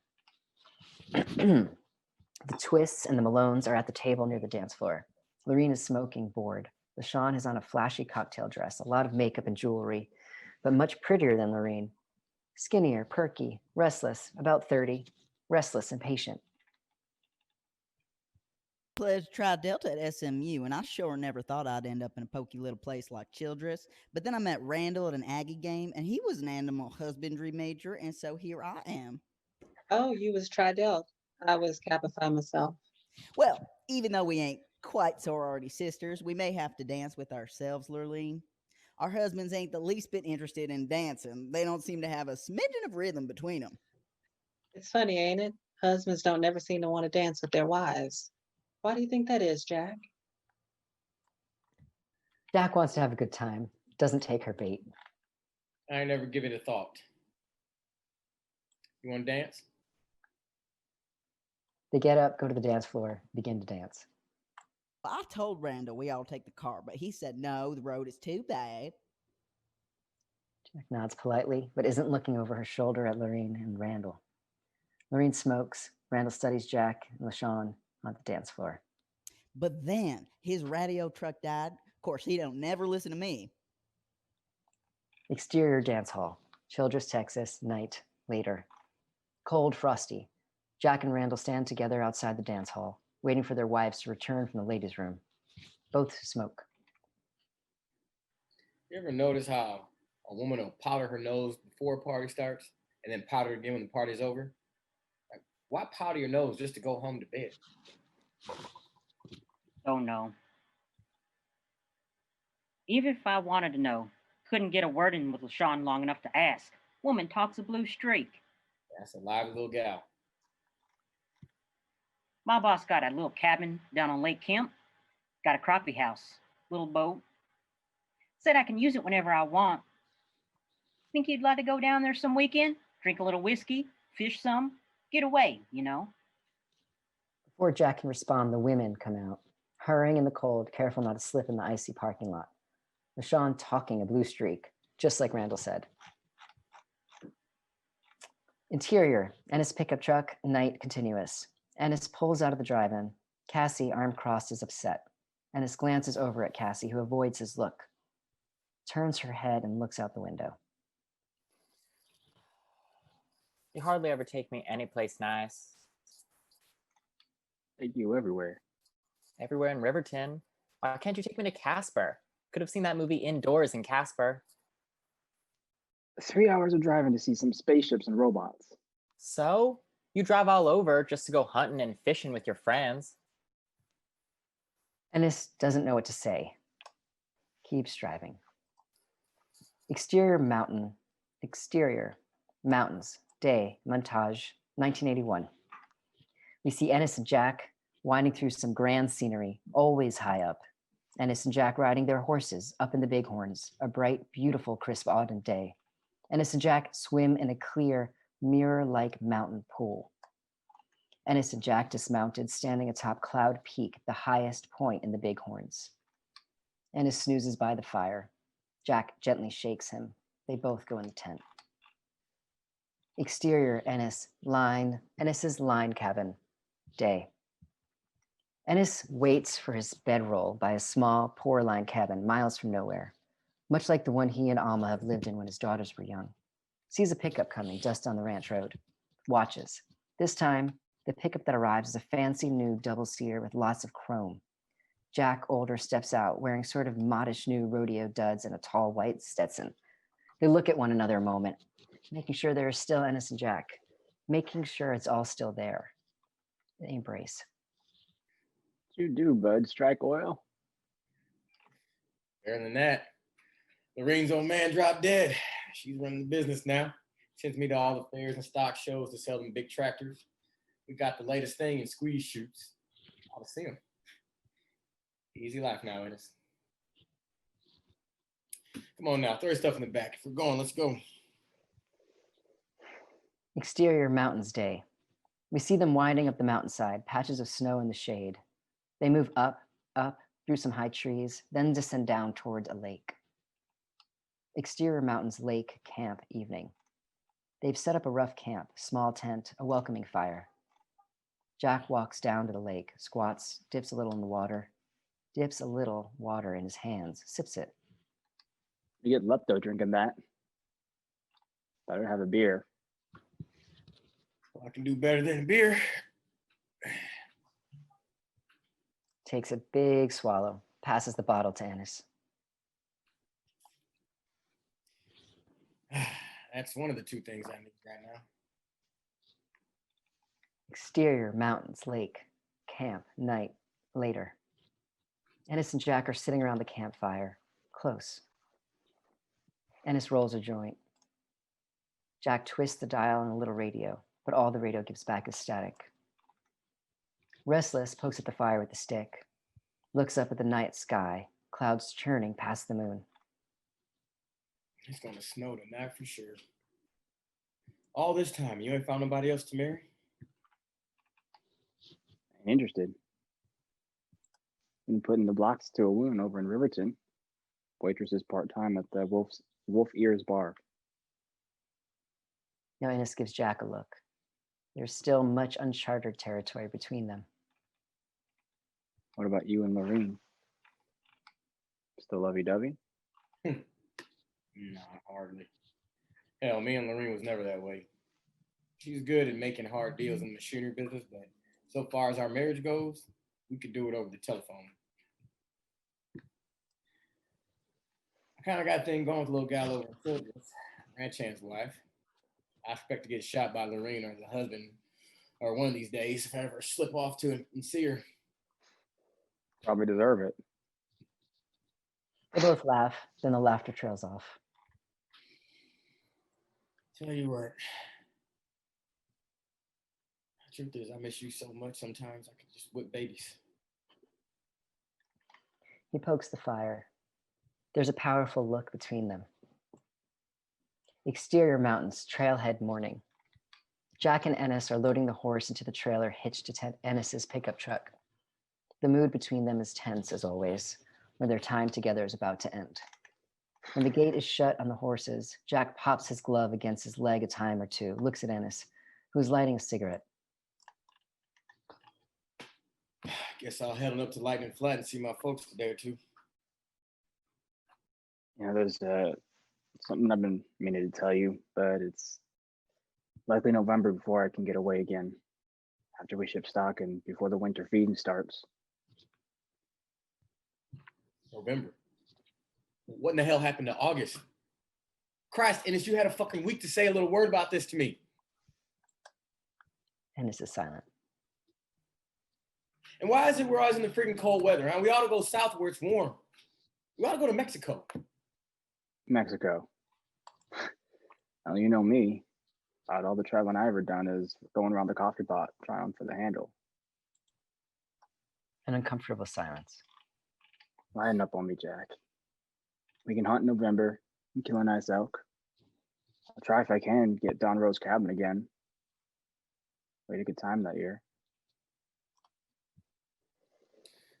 No, it's never enough time. It's never enough. You know, friend, this is a goddamn bitch of an unsatisfactory situation. Used to come away easy, and now it's like I'm seeing the Pope.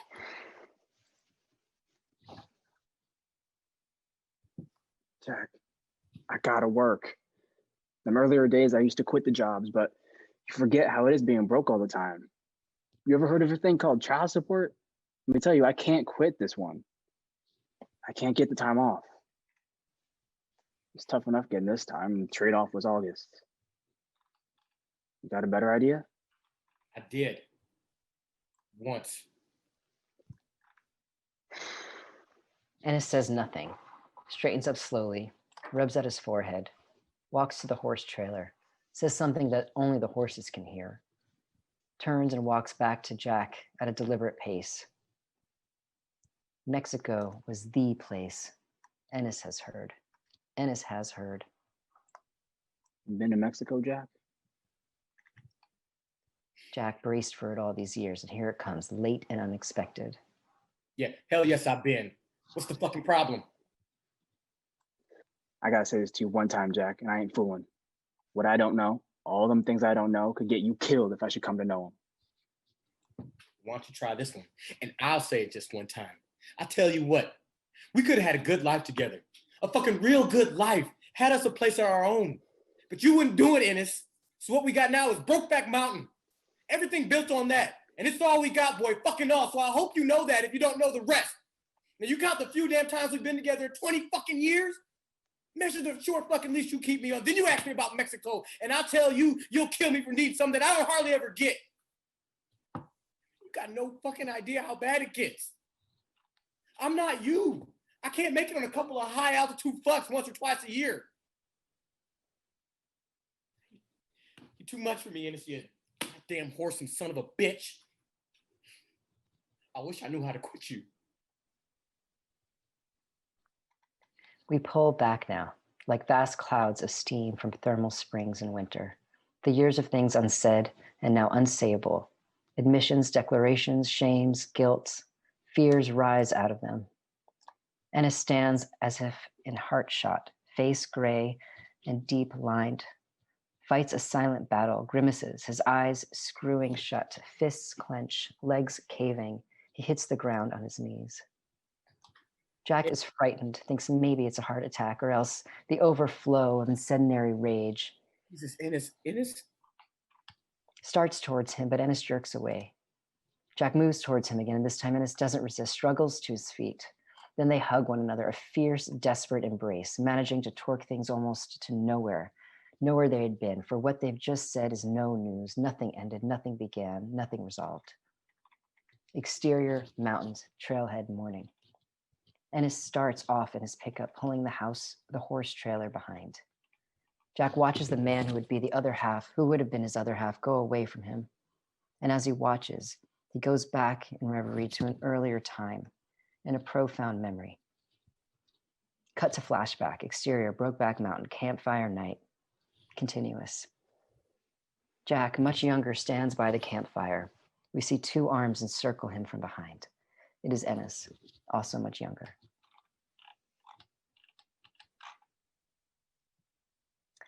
They stand that way for a moment, Jack leaning back into Ennis. Ennis' breath becomes slow and quiet.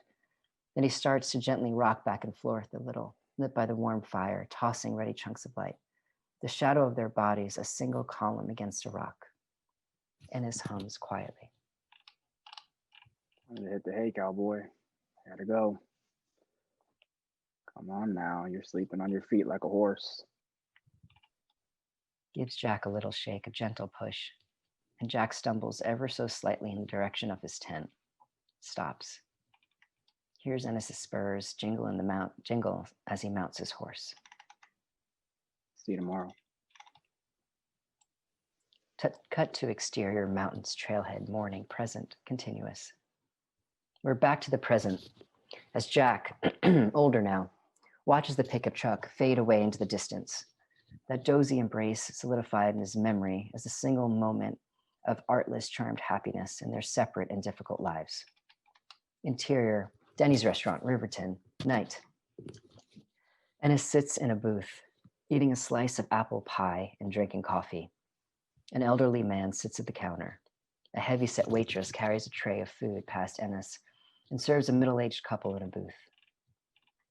Enter Cassie. She's dressed in tight jeans, her white blouse untucked on one side. She's slightly disheveled, has been crying, her eyeliner trailing down her face. She sits down in Ennis's booth across from him. Where you been? The restaurant is dead silent. I said, where you been? I ain't seen you for a week. Called you up, you said you wasn't going out tonight. Things ain't going out. I got hungry, so I came here to get some pie. Can I eat in peace? Been driving around for hours looking for your truck. Ennis drops his fork. It clanks on the plate. The noise makes Ennis self-conscious. He looks around. I drove to your trailer and you wasn't there. Didn't know you was my parole officer. I ain't your parole officer. I'm your girlfriend. Why can't you treat me like one? Ennis looks at Cassie. Cassie looks hard at his face. He's dark, distant, and inaccessible. I don't get you, Ennis Delmar. Knows he's hurting her, but he doesn't know what to do about it. The look on his face changes then to a look of stark loneliness. She realizes then that she's not the answer. Ennis reaches up to her shoulder. Cassie deflects Ennis's hand. Tears well up in Cassie's eyes. She gets up, begins to sob, and she gets to the door. She leaves. Ennis stares out of the window at her as she gets in the car, speeds off. Exterior, Riverton Street, day. Ennis comes out of the little post office, casually shuffling through a handful of mail. Stock magazines, a flyer advertising a big sale at the grocery store. It's about to open the door to his pickup when he steps out. There's a postcard with his own handwriting on it, addressed to Jack Twist, RDF 2, Childress, Texas. Across the address stamped in red, deceased. Exterior, Riverton, pay telephone, day. A windy day, dust swirls. Ennis is dialing the telephone. Split screen, Ennis standing outside, covers one ear. Lurleen, Twists, spotless. Well-appointed kitchen in Childress, Texas. Lurleen, about 40 now. Hair stiffly styled and even bigger makeup, even thicker. Businesslike, cold, direct, answers the telephone. Hello, this is Ennis Del Mar. Who? Who's this? Ennis Del Mar. I'm an old buddy of Jack's. Jack used to mention you. You're the fishing buddy or the hunting buddy. I know that. Would have let you know what happened, but wasn't sure your name or address. Jack kept his friends' addresses in his head. Well, I was calling to see what happened. Yeah. Jack was pumping up a flat on the truck out on the back road when the tire blew up. The rim slammed into his face and broke his nose and jaw, knocked him unconscious on his back. By the time somebody came along, he had drowned in his own blood. Terrible thing.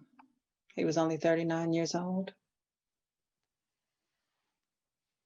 Exterior, Rivington, payphone, day, continuous. We've left Lurleen, and the screen holds only Ennis. Ennis can't answer right away. He wonders suddenly if it was the tire iron.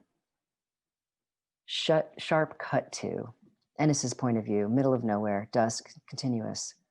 A flash, just a few seconds. Ennis, and we see in the evening shadows a man being beaten unmercifully by 3 assailants, one of whom uses a tire iron. Sharp cut back to exterior, Riverton, payphone, day, continuous.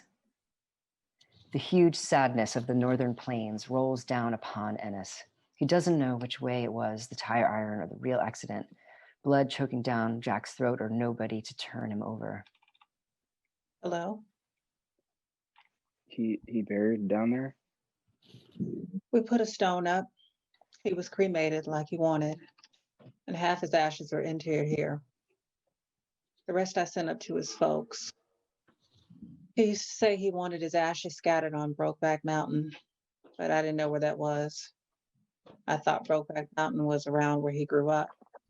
But knowing Jack, it might be some pretend place where bluebirds sing and there's a whiskey spring. We herded sheep up on Brokeback one summer. Well, he said it was his favorite place. I thought he meant to get drunk. He drank a lot. His folks still up in Lightning Flat? I'll be there till the day they die. They couldn't come down for the funeral. Thanks for your time. And I sure am sorry. We was good friends. Get in touch with his folks. I suppose they'd appreciate it if his wishes are carried out.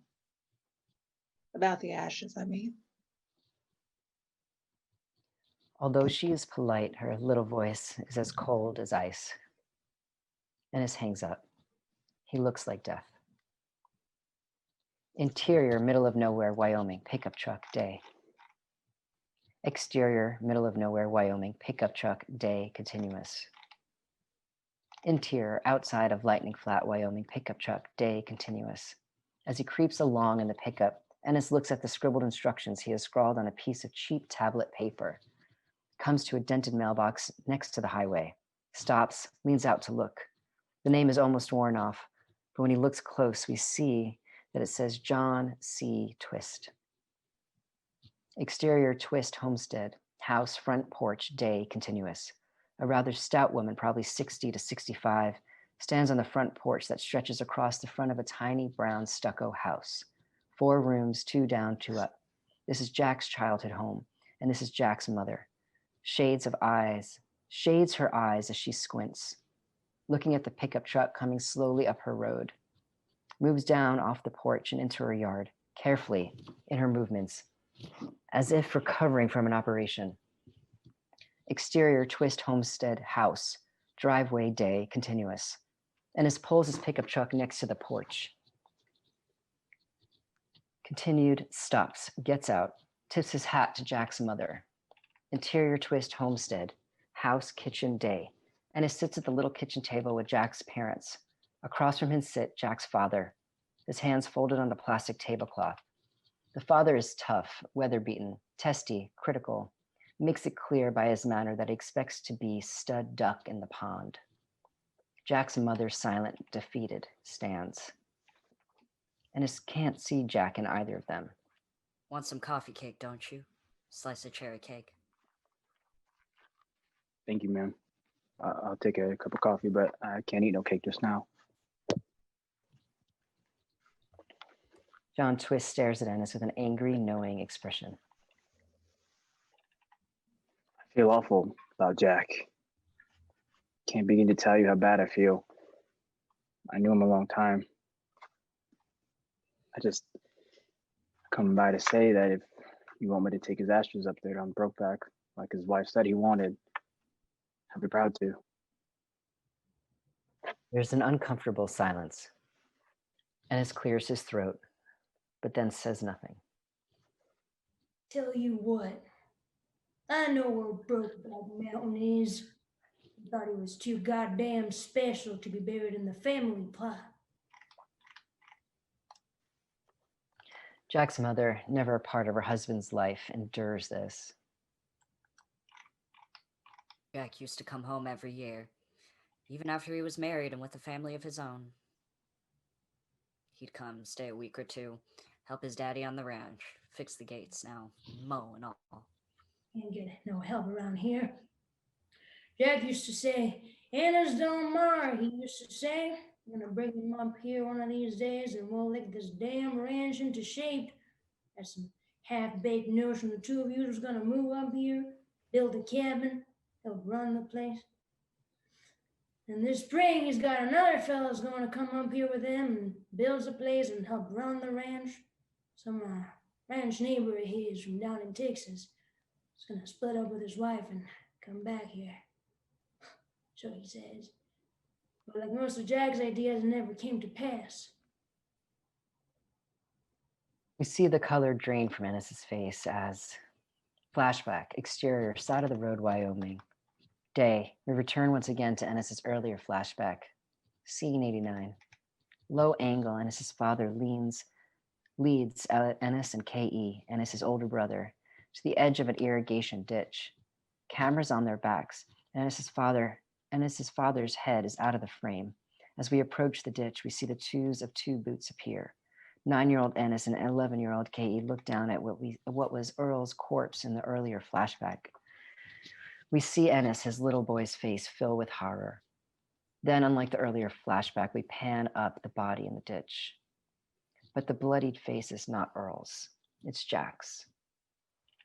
Interior twist homestead, kitchen, day. We return to Ennis's face. He knows and we know now that it was the tire iron. I kept his room like it was when he was a boy. I think he appreciated that. You're welcome to go up there to his room if you want. I like that, ma'am. Thank you. Interior twist homestead, house. Top of stairs, Jack's room, day continuous. We see Ennis at the top of the steep set of narrow stairs, entering Jack's room. Tiny and hot. Afternoon sun pouring through the west window, hitting the narrow boy's bed against the wall. Ennis sees the closet, walks over to it. A shallow cavity with a wooden rod braced across it. a faded cretonne curtain on a string, half open, closing the closet off from the rest of the room. In the closet hangs 2 pairs of jeans, creased iron and folded neatly over wire hangers. On the floor, a pair of worn Packer boots. Ennis looks inside to the right, and we see that the closet makes a tiny jog onto the wall, a little hiding place, and there, stiff with a long suspension from a nail, hangs a shirt. Ennis lifts it off the nail. It's Jack's old shirt from Brokeback days. Dried blood on the sleeve, Ennis's own blood from their last day together on Brokeback, when they were wrestling and Ennis slipped, and Jack accidentally kneed him in the nose. The shirt seems heavy. Then Ennis sees that there's another shirt inside it. The sleeves carefully worked down inside Jack's shirt sleeves. It's Ennis's own denim shirt, lost, he thought, long ago up on Brokeback Mountain. His dirty shirt, the pocket ripped, buttons missing, stolen by Jack and hidden here inside Jack's own shirt. The pair like 2 skins, one inside the other. 2 in 1. Ennis presses his face into the fabric and breathes in slowly through his mouth, hoping for the faintest smoke and mountain sage and salty, sweet stink of Jack. But there is no real scent, only the memory of it, which we see too. An image of Brokeback, an image of the mountain, superimposed, the imagined power of Brokeback Mountain, of which nothing is left, but when he now holds in his trembling hands. Interior, twist, homestead, house, kitchen, day. Ennis is back downstairs, his hat in his hand, standing by the screen door. Jack's mother is placing the 2 shirts in a paper sack for Ennis. John Twist sits still at the table, stiff and angry as ever. Tell you what, we got a family plot, and he's going in it. Ennis, resigned to this fact, nods at the old man as if he understands. Jack's mother hands him the sack with his 2 shirts. Much obliged, ma'am. Come back and see us again. Ennis puts his hat on, and he leaves. Exterior, twist, homestead, yard, day. Ennis looks back at the house, up at the window to Jack's room, turns, stands in the little yard a moment looking off. Nothing between the lonely house and the far horizon. Exterior Del Mar trailer house, afternoon. The wind, as ever, blows. Ennis bolts a new mailbox onto his house just to the right of the front door, pulls a set of stick-on numbers from his shirt pocket, peels the one off and precisely applies it to the 7. 17. Steps back, admires his work, picks up the pliers, walks around to the side of the trailer to the driveway, undoes a bungee cord on a dirty metal garbage can, and throws the remaining numbers into the can, puts the lid back on, fixes the bungee, looks up and sees a Chevy Camaro pull into his driveway behind his truck. George Strait's All My Exes Live in Texas blares from the car stereo. Engine cuts, music stops. Alma Jr. steps out of the Camaro and closes the door. Ennis smiles. Alma Jr. walks over to her father. Hello, darling. Hey, Daddy. An awkward Ennis gives his oldest daughter a hug. Alma Jr. returns her daddy's embrace. Like the car? It's cute. Where'd you get it? It's Kurt's. Thought you were seeing Troy. Troy? Daddy, that was 2 years ago. Troy still playing baseball? Don't know what he's doing. I'm seeing Kurt now. What's this Kurt fella do? Works out in the oil fields. Roughneck. You're 19. Guess you can date who you want. Let's get it out of the way. Ennis opens the door to his trailer and holds it for Alma Jr. They enter the trailer, and the door slams loudly. Interior Del Mar trailer house. Afternoon continuous. Alma Jr. sits at a small, tottery Formica table. Ennis stands and pours her a cup of coffee from a stained Mr. Coffee. We hear wind blowing, rattling the trailer house. Alma Jr. looks around the nearly empty trailer, an homage to Plains life minimalism. The TV sits on a plastic milk crate in front of the battered recliner. The only other furniture beside the chip formica table, 2 wobbly chairs and a fridge and tiny stove. Daddy, you need more furniture. Ennis fits the coffee pot back into the Mr. Coffee machine. You don't got nothing, you don't need nothing. Ennis sits down across from her. What's the occasion? Me and Kurt, we're getting married. Ennis lights a cigarette and looks at his oldest daughter. How long you known this Kurt fella? About a year. Wedding will be June 5th at the Methodist Church. Francine singing and Monroe's gonna cater the reception. Was hoping you'd be there. Supposed to be on a roundup over near the Tetons. Alma Jr. nods her head, understands. Ennis looks around, looks across at his daughter, sees her disappointment. But I reckon they can find themselves another cowboy. Ennis stands, takes a half-empty bottle of cheap white wine from the fridge, a legacy of Cassie, takes 2 jelly glasses from the dry rack next to the sink, unscrews the bottle top, fills both, sits. Alma and Kurt. Alma Jr. laughs and clinks her glass with her daddy's.